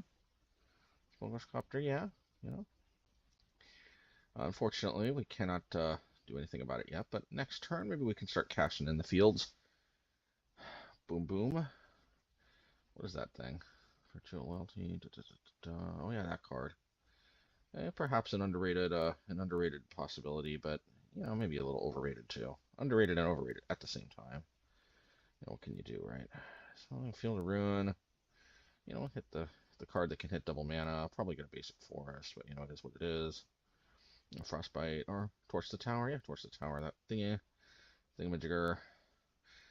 Wishing I would have hit the Elvish Mystic because it would have been exiled, so they can't return it to their hand. Not that I'm expecting they're going to do that. Okay, this can create the golem. I can put counters on tokens. Get to Smuggler's Copy. You might get me this game because I'm under a lot of pressure here, and they're presumably drawing into what they need to draw into to keep the gravy train going, if you know what I mean. That's how this thing works, kind of. Should have fired off the fields before drew a card, because we all know that I would have been guaranteed not to draw that basic mountain. I mean, definitely guaranteed. I'm just kidding. Guaranteed nothing in this life. Absolute nothing. I'm going to torch that 1/1. Yeah, I was like, forget this, man. Because that can put counters on, and that's like, no thanks. And then we can, maybe fire off the field, Frostbite next turn, I don't know. Maybe we play burn down the house, maybe. I'm taking tons and tons of damage. Can we do... Oh yeah, we effectively save 3 damage too, because they could have always used the 1/1 to tap to attack with the Smuggler's Copter, so that was definitely correct to hit that Thingamadooter. Okay, let's go. Hey, maybe we're actually turning the corner here. Ooh, hey, don't mind if I do, man. Let me tell you, don't mind if I do. We can hit that 3/3 with the Frostbite, I think. Oh man, and just like that, they might be kind of Ponza out here. Oh, look at that. Looky there. And that's the kind of secret power of this secret sauce we got going on here. Looks like total and complete jank. Probably is total and complete jank. But if it's total jank that wins, I mean, who cares, right? I think I'm kind of thinking Buzzcrusher, since after all, yeah, that does feed into the plan. Volatile Fault is tempting because they're obviously very low on basics, so yeah, why not double down? Why not double down on that? But that's pretty much, I think, it. There's not really much else. Yeah, I mean, Bystone. Yeah, I think this is it. Like we see they only have 1 basic, I think. Am I right? I think so. I think they only got 1 basic forest, if I'm not mistaken. I love it when players skimp on basics. I mean, who needs basics anyway? This isn't modern. You don't have to worry about Blood Moon. So why even play 1 basic? That's what I always say. Why even play 1 basic? It's not like some lunatic's gonna play 8 Field of Ruins and 4 Cleansing Wildfires. Just life is good, man. Just don't worry. All right, a lot more elves. Yeah,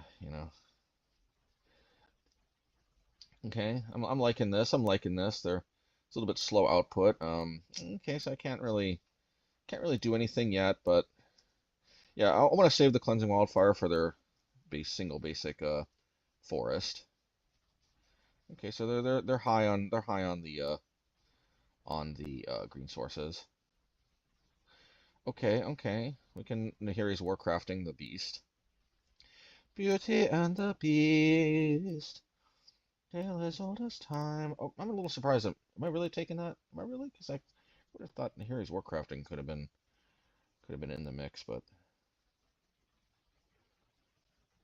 okay. I guess I see where I'm going here. I see where I'm going. I'm 3 steps ahead of myself here. I'm gonna take a frick ton of damage here. I would have thought Nahiri's Warcrafting that beast would have been better, but I'm playing the long game. I don't know about this though, to be honest. I think I made a boo-boo. I think I made a boo-boo. Wait a minute.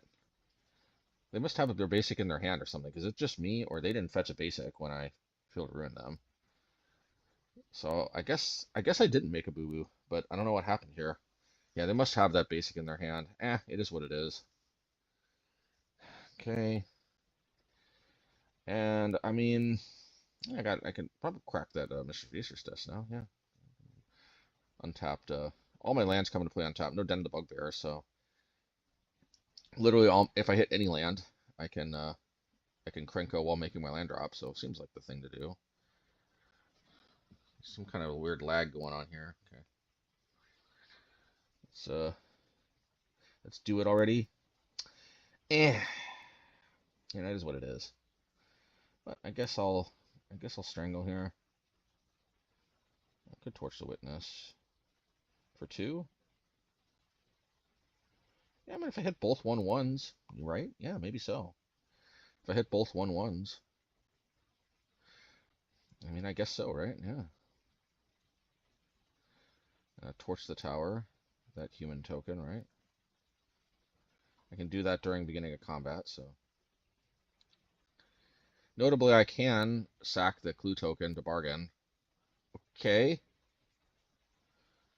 Okay, interesting. I would have thought I would have torched the tower on the human token, but I mean, I can respect this as well. I can respect this as well. I can respect this as well. And they did have the forest in their hand, which explains that. Volatile Fault. We're going to Buzzcrush. Cut them completely off of white. Gotta love it. I mean, when we're in Strip Mine Central, we're in Strip Mine Central, if you know what I mean. They're drawing a lot of lands, but I got more land destruction where that came from. Not a lot, though, to be fair. Not a lot, but I got more land destruction. Okay, I don't know what this is, but fine. Oh, okay, sweet. I guess that is what it is. Okay, Field of Ruin. I'm gonna Field of Ruin, and I'm also gonna Cleansing Wildfire, and then I'm probably also gonna Torch the Witness. Because, you know, why not? Yeah, let's do it. This is what I love about Torch the Witness, or I'll just draw a card, I guess. I guess that works too. Maybe I'm thinking on Nahiri's Warcrafting. Okay. Cleansing Wildfire, love to see it. Yeah, but we're going to go after that. Go after that. Should I Torch the Witness? Yeah, I mean, why not? So one thing I love about Torch the Witness is it's just good value, even like when I'm just dealing with a 1/1 like that. I still get to draw a card, which is very sweet. And I think that's like a wrap.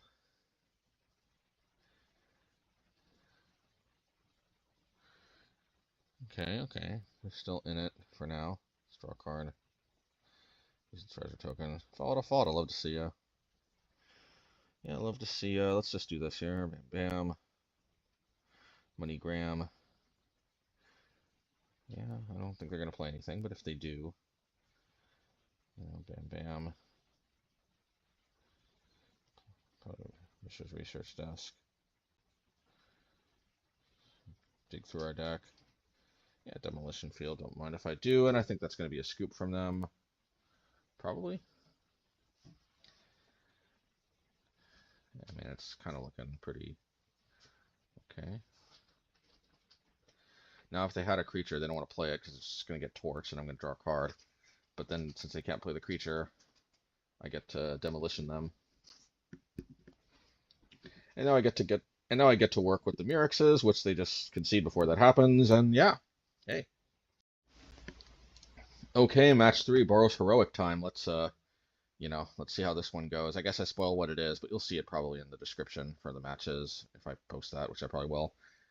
Oh yeah, and on top of that, yeah, it looks like unfortunately forgot to hit record until the end of match 1, but it's okay. As we can see, we took this one down with 3 demolition fields. We pretty much kept them pinned down to just 1 plains, and once we hit that Cleansing Wildfire, things are going to get even nastier for them, and they conceded before that happened. And that's kind of how Boros Heroic goes, as long as I can hit their early creatures, which included 2 of the new Slickshot show-offs here in the graveyard. You know, since I was able to weather the storm with my Torch the Towers, Strangles, Nahiri's Warcraftings, and Frostbites, 2 double Frostbites, I was able to keep them at bay from killing me in the early game. Then I got to work on their lands, and the rest was a wrap. We definitely want to bring in this Volatile Fault, and we definitely bring in Krenko's Buzzcrusher, since we want to double down on exploiting a weakness of theirs, which is very few basics. It is a little unfortunate though, because Blast Zone is a pretty good card in this matchup, but I think all these other cards are better because it just takes a while for Blast Zone to get going, and most of these burn spells are a bit more efficient. Don't have to waste a land drop, etc. Also, get going turn 3 or earlier, whereas Blast Zone is turn 4 at the earliest, so this makes sense to me. Now, this one is, I mean, this is a close call. I'm just kidding. This is not a close call at all. We have to mulligan, because at the end of the day, if we don't have mana, we can't cast spells. Please don't tell me I keep this. There's no way. Let's see here. There we go. Yep, and this one is this one's a lot better. I got some Frostbites and Torching the Witnesses. I can Frostbite turn 1, Torch the Witness turn 2, Nahiri turn 3, assuming I draw another red source. Yeah, I think that one was the most obvious bin, since I'm not playing that until... Okay, fair enough.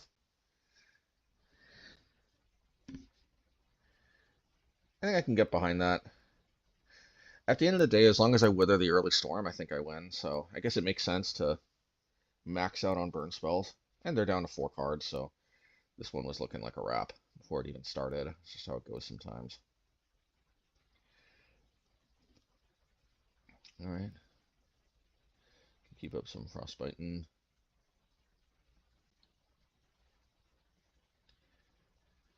Okay. Let's frostbite, shall we? Or do we want to Torch the Witness? Yeah, we're frostbiting. There was an argument to be made to Torch the Witness, but here we drew a Mazemind Tome, which is the obvious card here. We don't want to Cleansing Wildfire because we want to save that for the basic that will pop out once we field. 4 life very relevant here, so we're probably going to start scrying. The more relevant the 4 life is, the less we care that we're losing out on potential extra cards, because the 4 life itself becomes worth a card and then some in certain matchups like this one. So there you go. Ooh, kind of want that, kind of not. It's kind of a... I think we're gonna have to bottom that now because we're just not ready for it yet. Oh, never mind. I guess, or I can't remember what happened.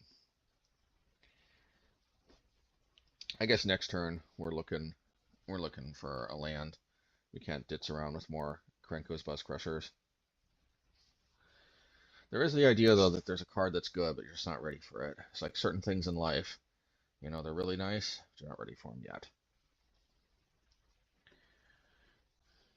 Giant Strike. We could take a boatload of damage here. We don't really have a way to punish this yet, so let's show us your worst here, okay? We're definitely maze mining. Bam. Nope, see, now this time we put it to the bottom. And we're definitely doing this here. We gotta hit a land drop.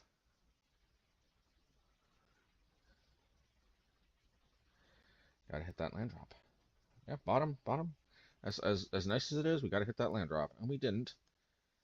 We didn't, but let's Nahiri's Warcrafting. Now they're probably gonna protect it, which is unfortunate. But at least they don't get to pump it on their turn. Okay. I mean, there's a limit to just how much they can pump this card on the next turn with only 1 card in their hand. Now, of course, if they Defiant Strike into Defiant Strike into that red card that puts a monstrous roll, then obviously that's going to be a lot. Okay. Defiant Strike. Okay. Well, this is where the 4 life, you know, really helps. And I think I need that land, and I think I actually Buzzcrusher, because Buzzcrusher pretty much deters most attacks here from these things. That's a good one. That's a good one. It's tough. It's tough because I want that card, but I think it goes to the bottom at the end of the day. I really do, yeah. And I think this one, it just is better. It just really is, and that's because this Buzzcrusher, it's just a little too important, if you know what I mean. And next turn I can potentially field the Vantage and then Cleansing Wildfire the Plains, and then potentially they're just out of the game. But if things work the way I hope they do, then this Buzzcrusher should be able to deter most attacks. Okay, yeah, so this should be able to deter this attack. This is fair enough. Yeah, let's do this. Yeah. Let's field that, and they just but that's okay. Match 4, and once again I forgot to record the first round of match 4, but it's Amalia Combo, and can't remember who won, but either way it doesn't matter. We are bringing in the Volatile Fault, and we're swapping out the Blast Zones, and we're taking out the Burn Down the Houses for the Buzzcrusher. That's how we like to do this. And although Burn Down the House looks like it's great, again, like I said the first time, the fact that they can end of turn Collected Company or Court of Calling, it really takes a lot of the sting out of Burn Down the House. Plus the versions that play Selfless Savior, their ability to put that into play or just having it in play. It's yeah, Burn Down the House is a good card. It's just not, not this time, not this time. And like it's not that even Burn Down the House is bad so much as this. We got to cut something, and this spot removal, it's what's going to prevent us from getting comboed while we work on their lands. And at the end of the day, once we get to work on their lands, as long as we don't die before we get to work on their lands, once we get to work on their lands, it's usually a sign that we've turned the corner. But it's not to say that we have the luxury of, not to hit the lands. The lands ultimately at the end of the day prevents them from threats, prevents them from into the range. It's really what just puts the nail in the coffin, so to speak. Otherwise, they can and do obviously, absolutely come back. So if I'm them, I'm taking the Mazemind Tome because that's the best chance that I kind of get mana screwed here.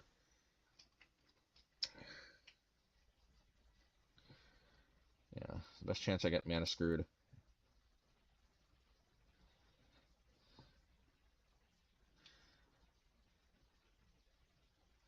On the other hand, they could be a little afraid of the Buzzcrusher, but I'd take the Mazemind Tome from them, yeah. Yeah, because it's card advantage. It helps me curve out, hit my land drops. Yeah, I'm Cleansing Wildfiring. If I had a bunch of fields also in play, I might consider holding it to hit a basic, but the sooner I get to work on their stuff, and also, very importantly, by firing that off right then, when they didn't have any creature in play or anything that I had to kill at the moment, it's a way for me to also draw more cards so I can curve into a Buzzcrusher, so just for a lot of different reasons. I cut off right. Okay. Temple Garden. Wild Growth Walker. Okay, hopefully I hit a field, which will then enable me to Frostbite. Ask and you shall receive. Very nice. Better lucky than good sometimes. I mean, but it seems like they always, for the most part, curve out the way they need to. Not always, but please don't forget to hit that yes button. I don't know what's going on with me here. Come on. Come on, you can do it. Ah, there. I found the yes button. I don't know what was going on there, but I found it. So, yeah, I think this is kind of over before it began. At least if I hit my 4th land drop. So, because once I Buzz Crush, I think I'm going to be in pretty good shape, to say the least. Okay, not yet. Not meant to be, not yet. But, at least we can pick off cards we've got to pick off.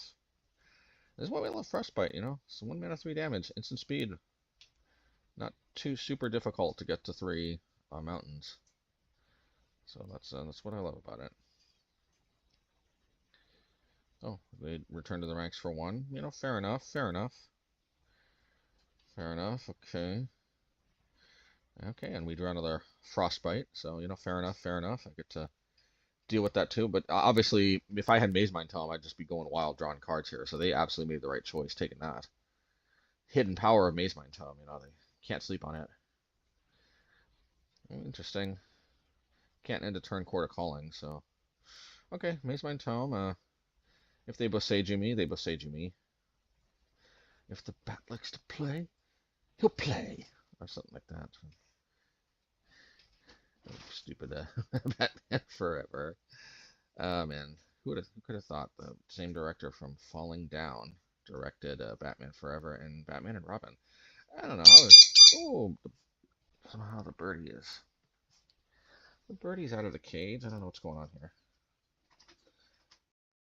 Okay. Yeah, let's draw a card here. I don't know if I just forgot to do that or what, because... Yeah. Do this here, bam, bam. Torch the Witness, I guess. Krenko's Buzzcrusher. Come on, don't Collected Company me, please. No. Oh, okay. Thought that was going to be Collected Company. So you don't scout. I'm going to hold on to this card. Extraction Specialist. Don't put it in their graveyard. Makes sense.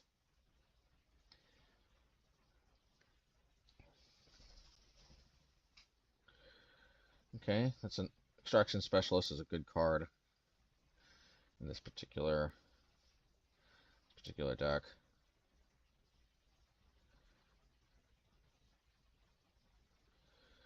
I think I have to hit the Extraction Specialist rather than other cards.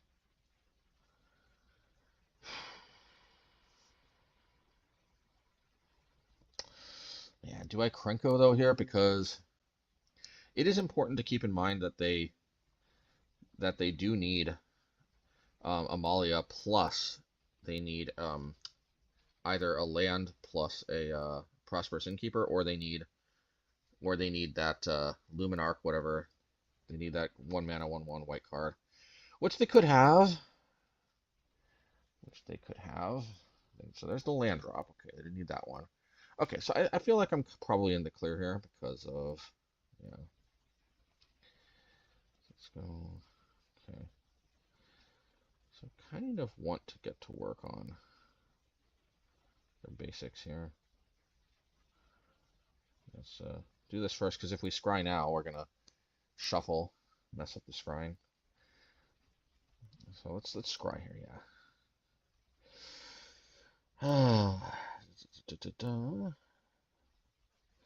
Working on their lands does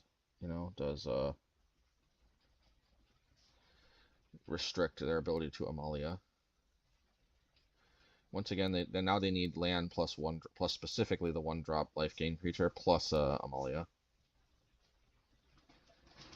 Can't just have Amalia. The combo doesn't go off all by itself. It still needs a way to. Amalia plus Wild Growth Walker is basically the fuse, but something's got to light the spark, if you know what I mean. It is a 3-card combo. This deck feels like a 2-card combo, but it is actually a 3-card combo. So that is important, I think, to keep in mind.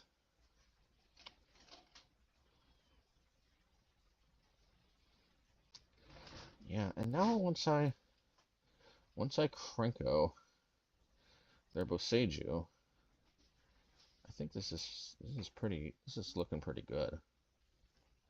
Looking pretty good for us. If I do say so myself. Yeah, actually, I always wish the Pioneer content that I used to watch, I wish they would explain Pioneer more. So, like, what this deck is, actually, to help you guys out, this is Amalia Combo. Wish I could have explained it more to begin with, but the basic idea is they play this card called Amalia, and what that card does is whenever I think you gain life, then basically you explore with Amalia, and then this Wild Growth, whenever you explore, you put a +1/+1 counter, and then you gain life, I think. Can't click on it because it's a recording. But yeah, you basically, like, what happens is you gain the life, you put a counter, the gaining the life triggers Amalia. Amalia explores, which in turn causes Wild Growth Walker to gain life, which causes Amalia to explore, and it goes on and on and on.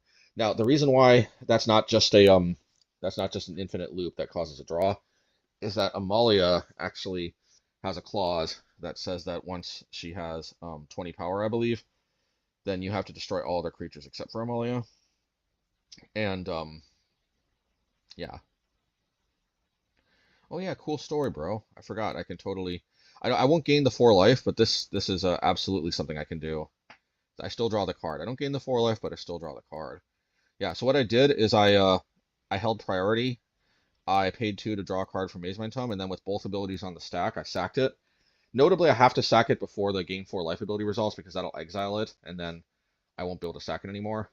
So I have to basically I trade for 4 life for an extra damage and a scry 1, which in that case I needed that extra damage to hit that Wild Growth Walker. But that is important to keep in mind with Mazemind Tome, is you do have that option there. So, okie dokie. All right, so I guess they sniped game 1 off of me. I think we run back game 2. Not really much different I want to play.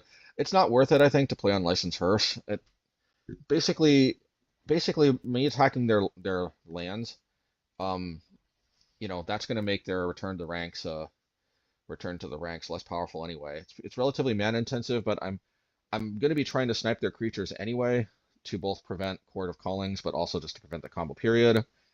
Yeah, and the more I work on their lands, the more I prevent not only the more I prevent them from not only just casting spells period, but also returning to the ranks. And of course, there's Extraction Specialist, but you know, at 3 mana, if I work on their lands sufficiently enough, I can also keep them from casting that. Yeah, at the end of the day, plus it's like not Extraction Specialist is not like the end of the world. It still gets profitably blocked by Buzzcrusher or Brickwalled rather, and it's still very easily dealt with all my removal spells.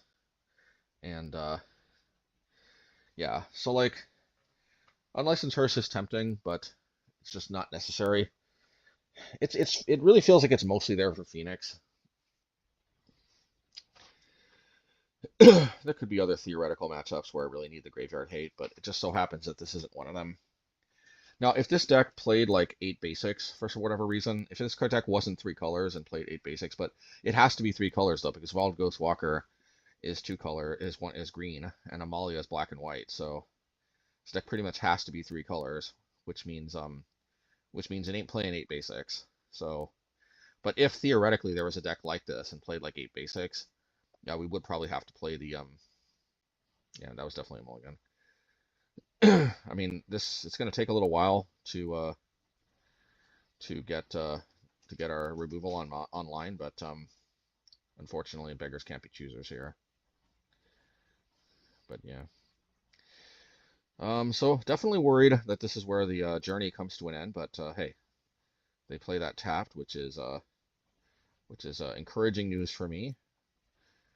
But unfortunately, if they play Wild Growth Walker, because the worst case scenario, they played the 1/1 card that gains life, because that's how it works. What they play this 1 mana for a 1/1, and then or this card. There's a similar card for 1 mana that also has like Disturb.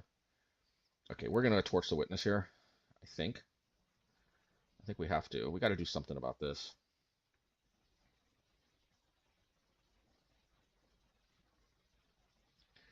Yeah, Torch the Witness. You know you're going to do it.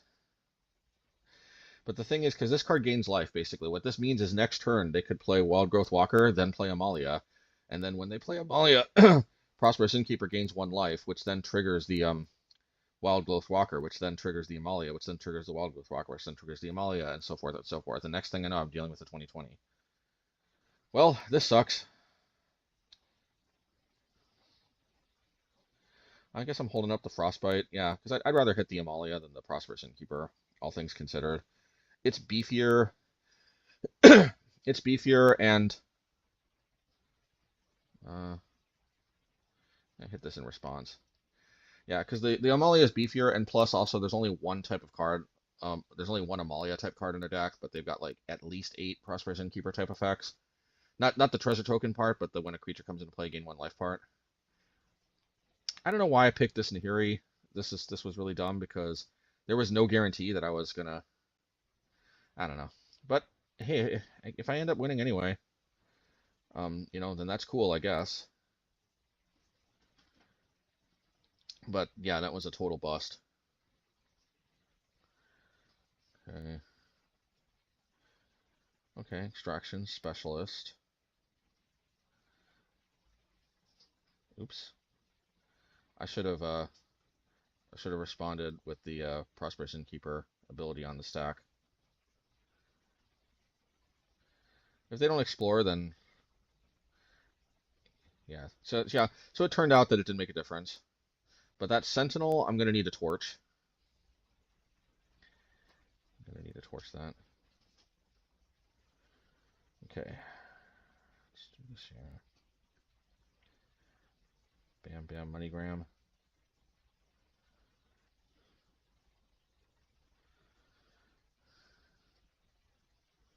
The reason why the Sentinel's got to get torched is that, or Nahiri, but the reason it's got to get torched, or we can just prevent them from playing it altogether. Ooh, okay. Yeah, I gotta put that to the bottom.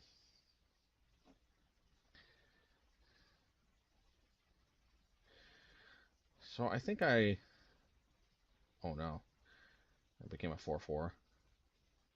I still think I Demolition Field plus Torch. Or I can Nahiri and then play Volatile Fault. Guess that works too.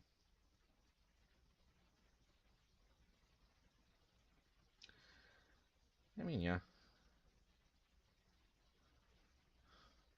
Man, they are pushing me to 5 life though, so it is. That's a good one though. That is a good one. Ooh, but do I? Oh no no no no no. Hmm. I feel like I should have Volatile Faulted and used the treasure token on the research desk, but it's just me. Okay, well now let's do this on upkeep. I guess now that they're out of lands though, we're probably clear shailing.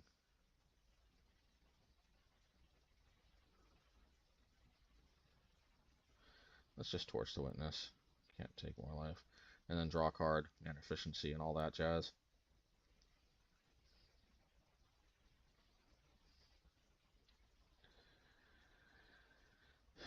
Clue token. So let's flash back the research desk from the graveyard. We're gonna wait on the the Buzzcrusher.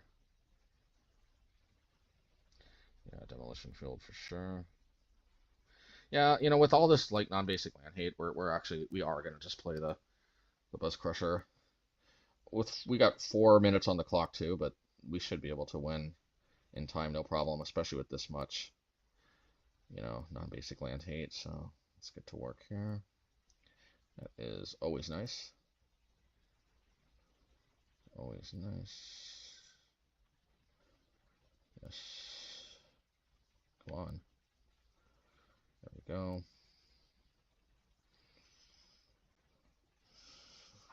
I'm gonna wait on cracking the research desk, I guess, until they present like a card to kill or something. I feel like this is like over before it even began here.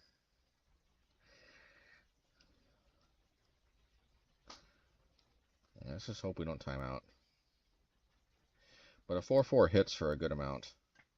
This is not a clock to be trifled with here. This looks reservoir. Yeah, let's do that so we can increase our clock. This is never a bad thing.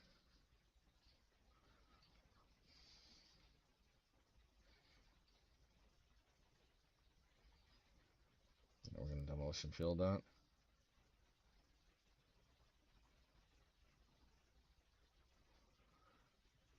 I thought we were going to Demolition Field that. I guess we're going to wait to see if we draw another Krenko's Buzzcrusher.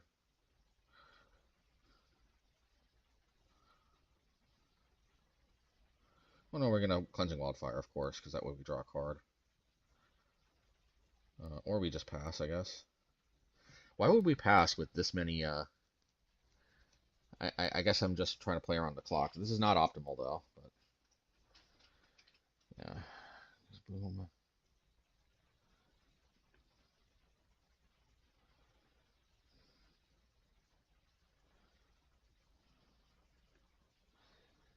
Yeah.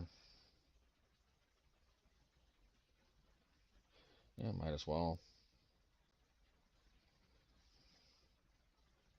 Fatal Push.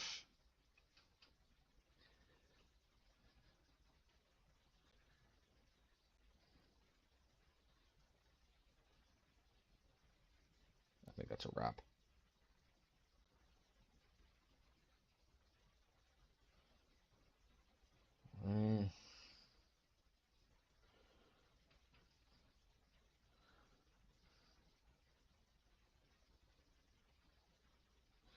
Let's go.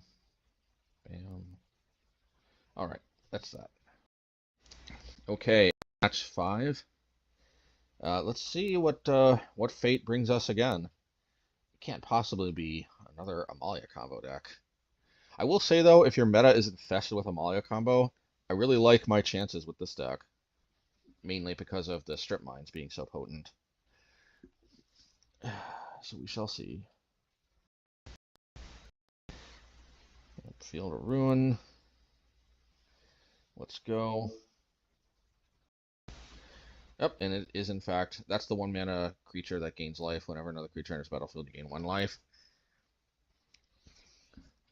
We could have Mirrex and played Strangle, but with like at a minimum of 8 of these effects, I'm gonna save my Strangle for their Wild Growth Walkers and their Amalia Benavides. And there is Amalia.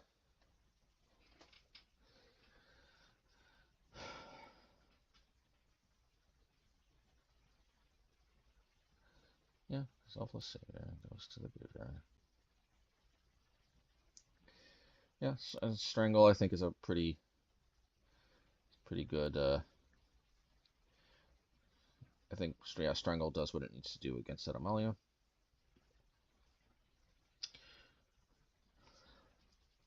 Hopefully they don't play like Lorien Escape or something.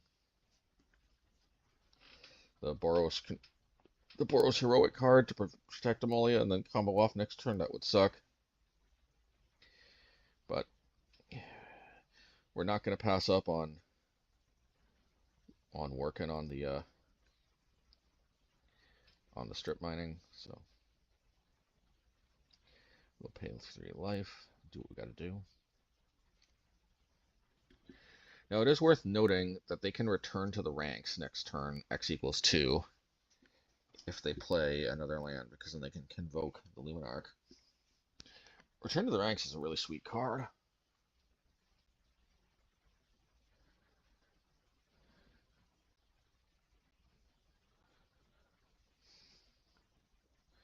I think they might be returning to the ranks. Oh, okay, Sentinel. Alright, this is scary because if they get this out of range from my Nahiri's Warcraftings, then we might not be able to save the world of Warcraft.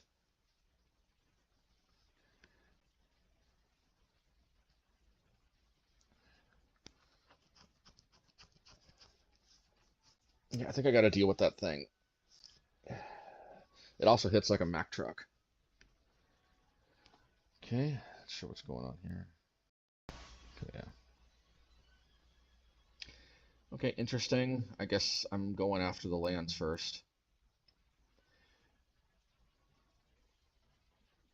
I disagree with this though, because they can double map token, and then I'm in big trouble. But I guess my thinking is I can burn down the house. Yeah. Also, the map tokens can help them dig for lands. Anything that's not a land, they push to the bottom, and if it's a land, they go to their hand. So if I were them, I'd just shoot this off at the Sentinel. I made a big mistake. I really should have Warcrafting that. I guess my thinking at the time was next turn Warcrafting can potentially put a land into play, but it's not going to do that when the Sentinel is larger.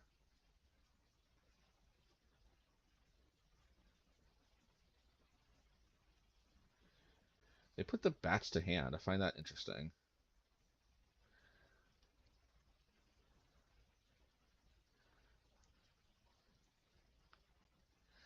Now, hopefully, if they use the map token on either of these, they use it on the Luminarch. They didn't. See, this is where I screwed up.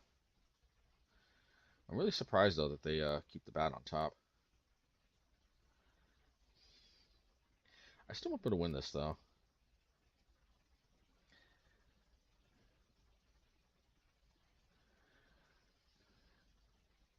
Yeah, Warcrafting ain't gonna cut it this time. Okay. But if this creates tokens, at least I can stem the bleeding. What, really? No, yeah, let's do this one.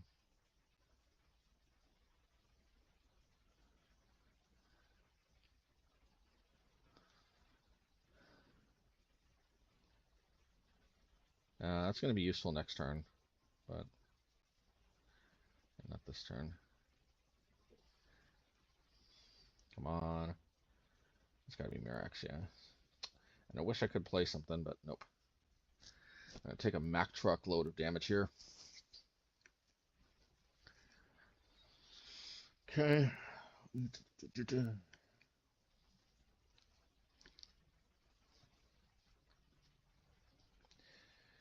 So I gotta pay X equals 3, and that's assuming that they don't pump this any further. If they do, I gotta pay X equals 4.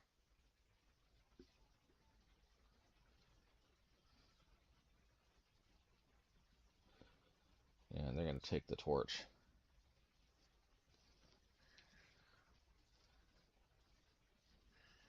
I think if I lose game 1, I think I totally could have won this if I would have just Nahiri's Warcrafting while I had the chance. That was a mistake. I'm actually still learning Pioneer. Believe it or not. I still very much am learning Pioneer.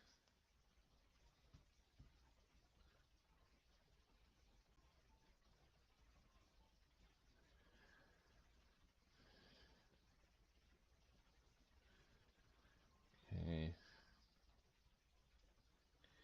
It's a lot of life. Okay. Okay, my only out here is burn down the house for tokens, because the Mirrex tokens can't block. They're less efficient too.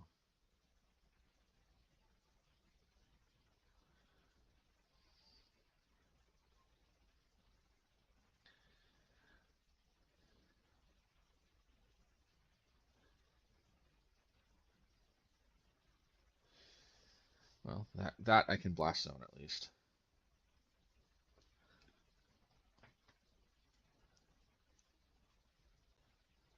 I'm surprised I didn't deep cavern bats.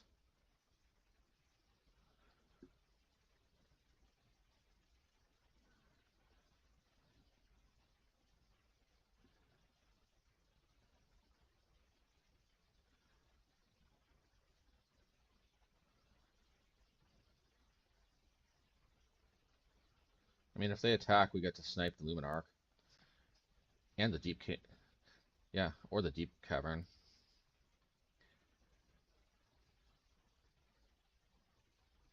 Maybe we do end up winning this because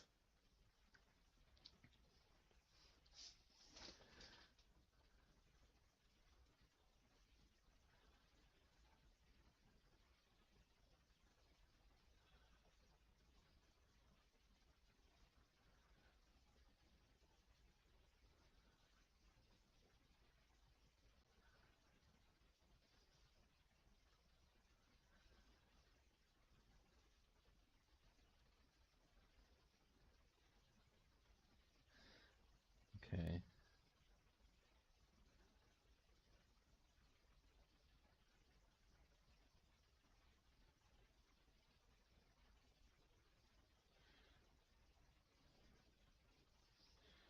I think I need a Warcrafting the Soulless Savior. The Selfless Savior, excuse me. Oh, okay, that or that.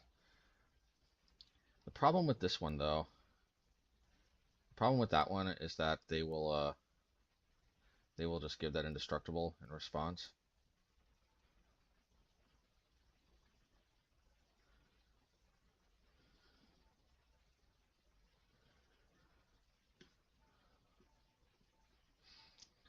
Yeah.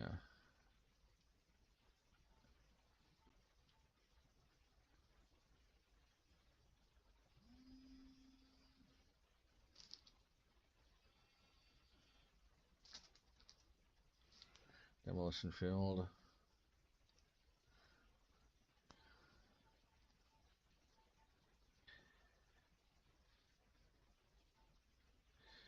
Alright. I might actually be able to contain this. And I wouldn't be able to do this without Torch the Witness. So that's something definitely to consider here.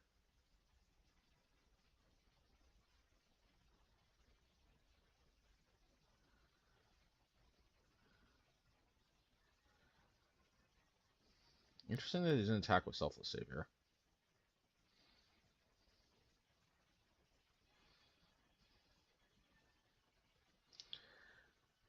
I could have gone to Selfless Savior, but they might have suspected something was up.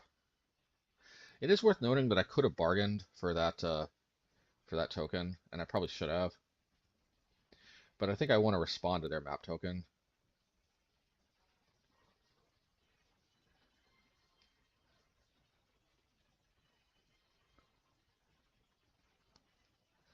they gotta put that to the graveyard.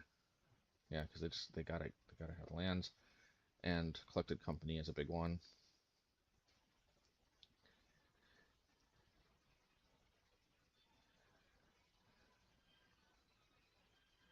It's fine.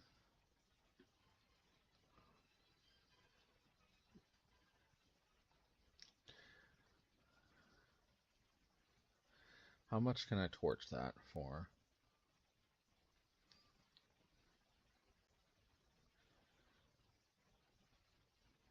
For 5, and I can still draw a card. Sign me up.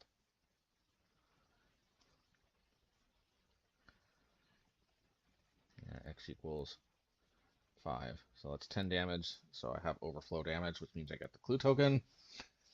And maybe we actually withered the storm. It should be pretty nice. It's nice that my burn spells also help me dig. Dig and draw cards.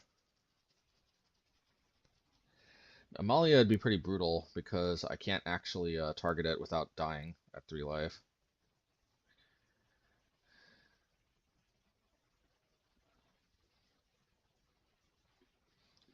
I can put Blast Zone at 2 though.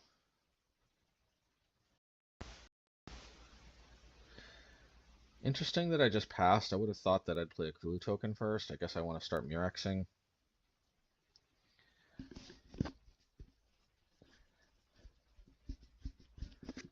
Nameless Sentinel. Extraction Specialist, okay. Amalia is going to be kind of brutal. I would definitely put Amalia into play if I were them. I might be thinking Deep Cavern. Okay, Selfless Savior is a good boy.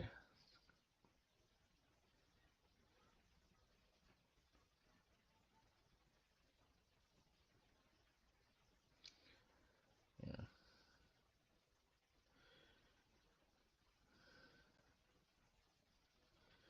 I could have gone after Extraction Specialist and they probably would have done that. It's almost the same thing. Would have been able to dig 1 card deeper. Or, yeah, 1 card deeper. Because if they sacrifice it, I still... Well, I guess it has no more legal target, so actually this way, yeah, it's better. Let's do this. Huh. Yeah, burn down the house. It's got to be. It's the only one that actually gives me advantage this turn.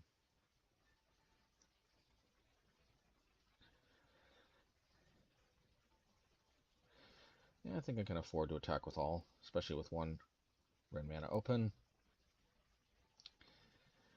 And that's one nice thing about burn down the house, is that I can use it for the devil tokens. It comes up more than you might think. That modality is kind of not bad.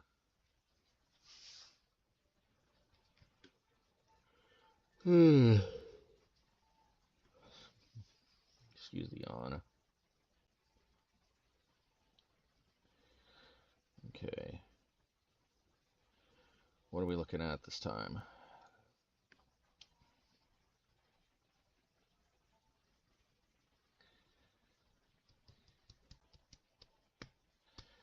Yeah, what's it gonna be? What's it gonna be?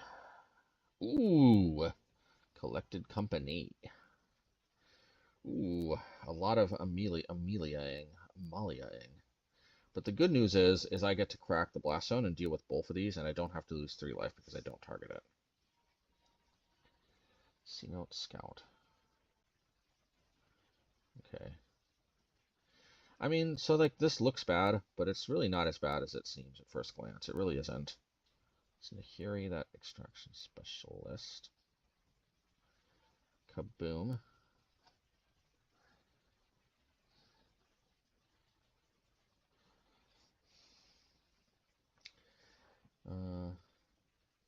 Yeah, Mazemind Tome. And we got to do this before playing Mazemind Tome so we don't sweep it up. We really need this 4 life. The 4 life will enable us to actually kill an Amalia without dying, which is always nice. 2 Amalias, in fact. 4 life, 7. 2 Amalias, 3 plus 3 is 6. So very nice. Very nice indeed.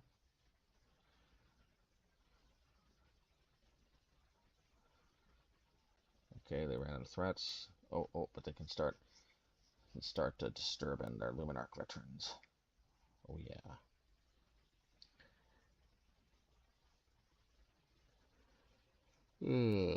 Oh yeah, I like it. I couldn't hear his Warcrafting. Let's save that for something bigger, something better.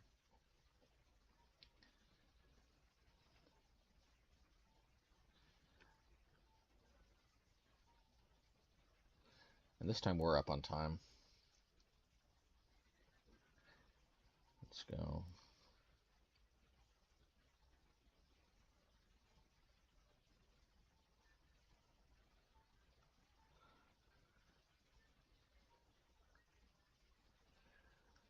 Yep. Not bad, not bad. Let's go. Keep chipping away. And now we've got 2 cards that help us just pluck away, drawing cards, which is very sweet.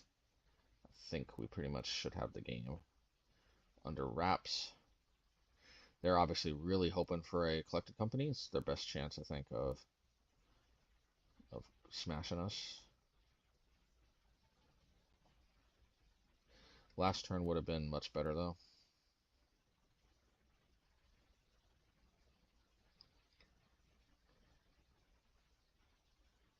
Oh, yeah. Don't mind if I do.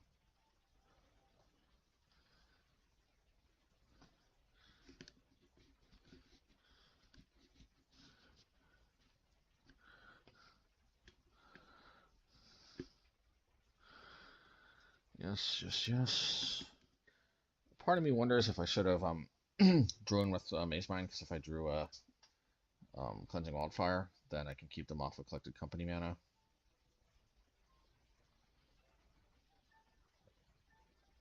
But I wouldn't have drawn it anyway.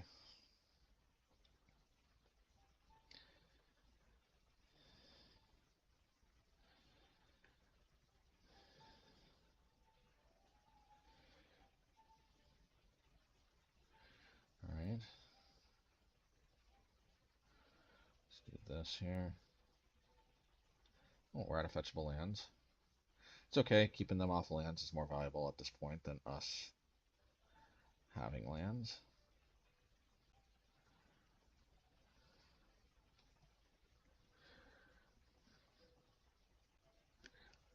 We are threatening lethal next turn if we make another token, which I think we are definitely incentivized to do.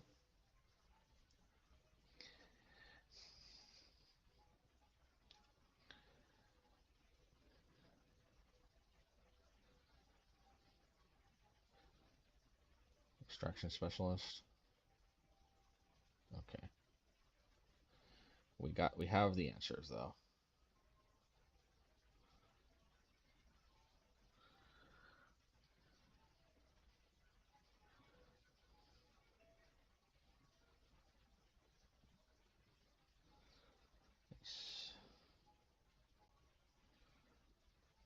Scry. Oh yeah, that's a good one. Make a token. And now we're gonna draw a card off of the Mazemind Tome. So we can kill the Amalia.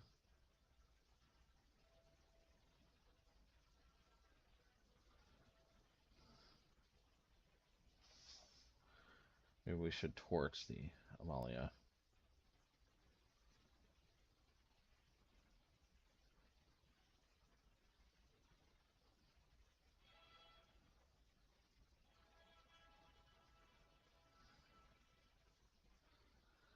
Yeah, I guess Field of Ruin doesn't matter.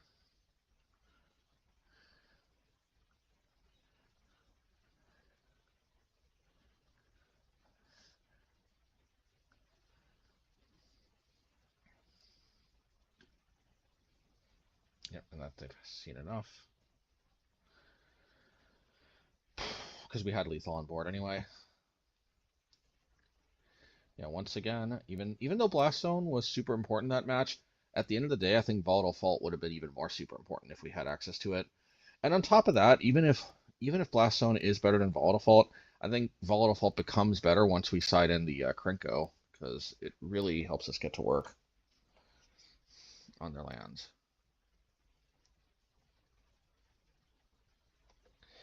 Yeah, the hand's definitely a keeper. Yes, and this is where Torch the Tower is certainly very welcome, because you can't disturb it. Later on, excuse the yawn. Prosperous Innkeeper. Yeah, let's just do this now.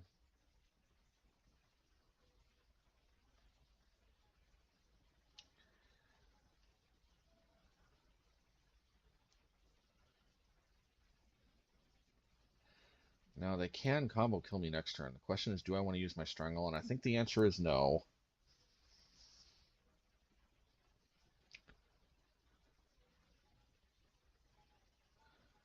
Uh-oh. Bad feelings about this one.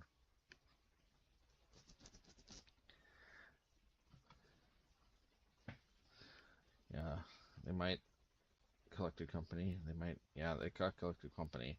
So they might be able to Collected Company into the combo here.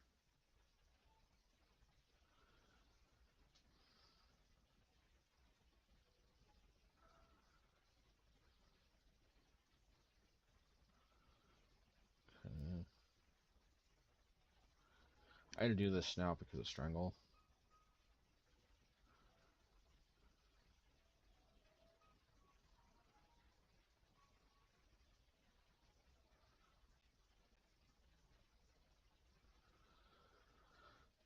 Okay.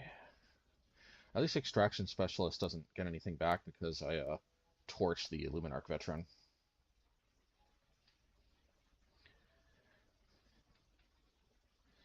That's very good. I was very worried I was going to get comboed out right there. But I was up game one, so it wasn't the end of the world. But as you can see, Amalia can still get us. They get us sometimes in game one, and then if they got the combo right there, they would have got us game two, and then that would have been a wrap. But I find that I think this is a matchup where they have to get a bit lucky to win rather than us, which is the definition of a good matchup, I believe. I'm not saying we have the matchup in the bag or anything. I just do think that we do have, yeah. Okay.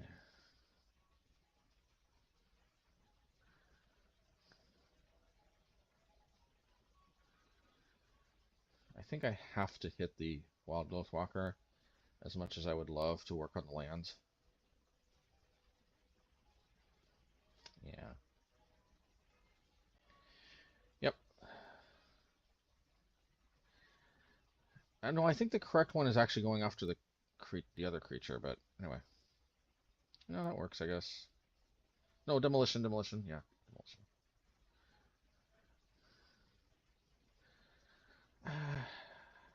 Yeah.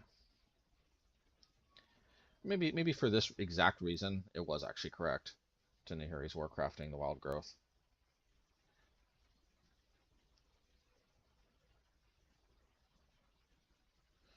Oh man, if this is okay, good. I was gonna say if that's Sentinel of the Nameless City, that would be a little bit problematic. But I don't mind Extraction Specialist so much. I just Strangle the Deeproot Walker, the Wild Growth Walker, and then I Krenko one of their lands, and then Krenko pretty much blanks all these attacks. So I'm not really so much worried about all their weenies. I'm worried about the combo.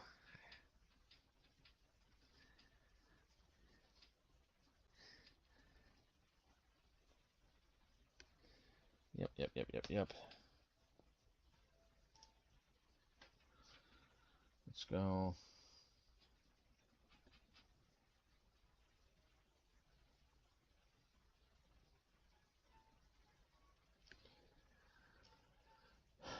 Yeah.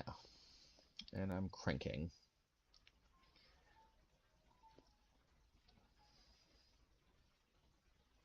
Yeah, easiest crank ever. Krenko's Buzzcrushing. Let's go, let's go, let's go, let's go.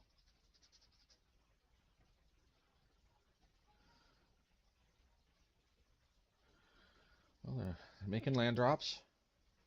It's always good for them. And they're really extracting. They're really on a mission to extract here. But at the end of the day, their attacks are brick walled though. That is a fact.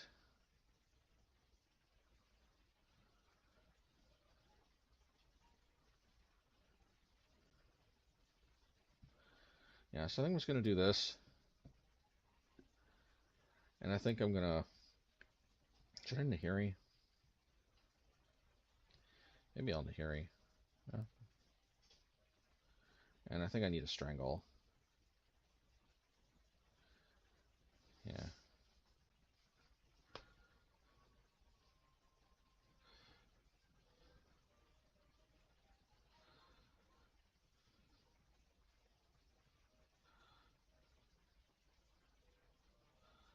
Yeah, as long as I've got this Krenko here, it's going to brick wall most attacks.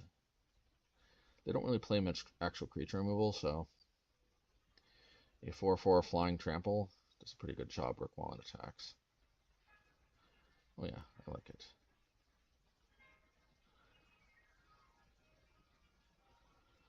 Alright, let's start getting rid of the extractions. Huh.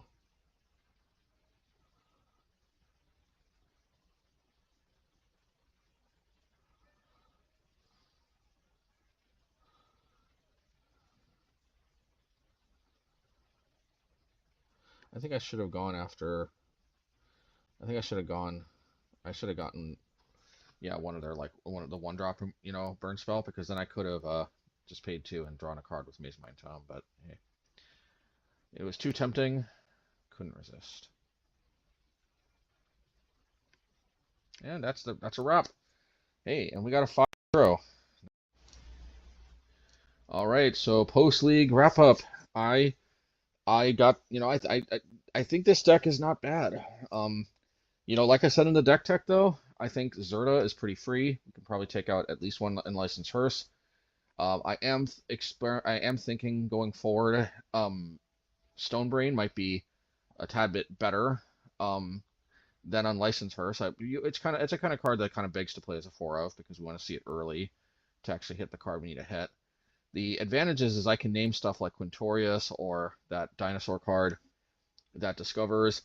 I can hit combo pieces basically with that card, or Bring to Light, or either version of Niv Mizzet. Like I feel like Stonebrain, it is kind of like a graveyard removal card, at least for one card in their deck, but it also can function as sort of a combo piece removal type of card. But Zerta is just yeah, like I said in the deck tag, Zerta is amazing. I can draw cards with Mazemind Tome for 1 mana, activate Demolition Field for 1 mana, Mirrex for 1 mana. It really adds up, and obviously it doesn't always stick, but like in matchups like that Amalia combo, like obviously we did win all 3 of those, but in game ones, sometimes it's just really nice. It could be the difference in winning and losing in game 1 to be able to activate all our stuff more efficiently. But of course, Krenko still comes in games 2 and 3 in those matchups. But at the end of the day, yeah, if you have a lot of Amalia combo in your meta in Pioneer, this deck I think is about as good as it gets. I shouldn't say as good as it gets, but this deck is good. This deck is very good at fighting Amalia combo. So I like that. And Amalia combo is one of the more popular decks in Pioneer, so I like that. I like that as a good place to be. Yeah, I mean, not really much else more for me to say other than that I think that it is always a good idea to be looking for out of the box type solutions. I wish I actually had more to say, but I think for now I'll leave it mostly at that. It's Memorial Day weekend. I'll get this out. But thank you everybody for supporting me. yeah, thanks a lot to all my patrons as well. Sneaks, the Big Mamu. Glad you could come on board, Big Mamu. Always appreciate your support.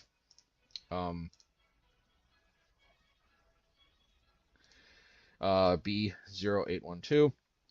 Paul Wynn, Necrosis, Adrian King, Gavin Downard, Daryl, Savage O's, Kevin Rubach, Roland Sonderman, S. Robertson, HJCLAU, Jason RK, Kevin Erwin Lopez, Ecole Smith, and Michael Patton. Thank you, everybody, so much. And until next time, hope to see you all on the other side. And I think this deck has absolute potential in Pioneer. I think I'm doing even better on average in Pioneer than I am in Modern, but both of them are, I think I'm doing pretty decently at the moment. So, you know, but obviously things like your matchup spread, like Amalia, obviously makes a difference. But until next time, I do wish all of you the very best. And don't forget to like and subscribe if you haven't already on your way out. Thanks a lot. It means a lot to me. Take care.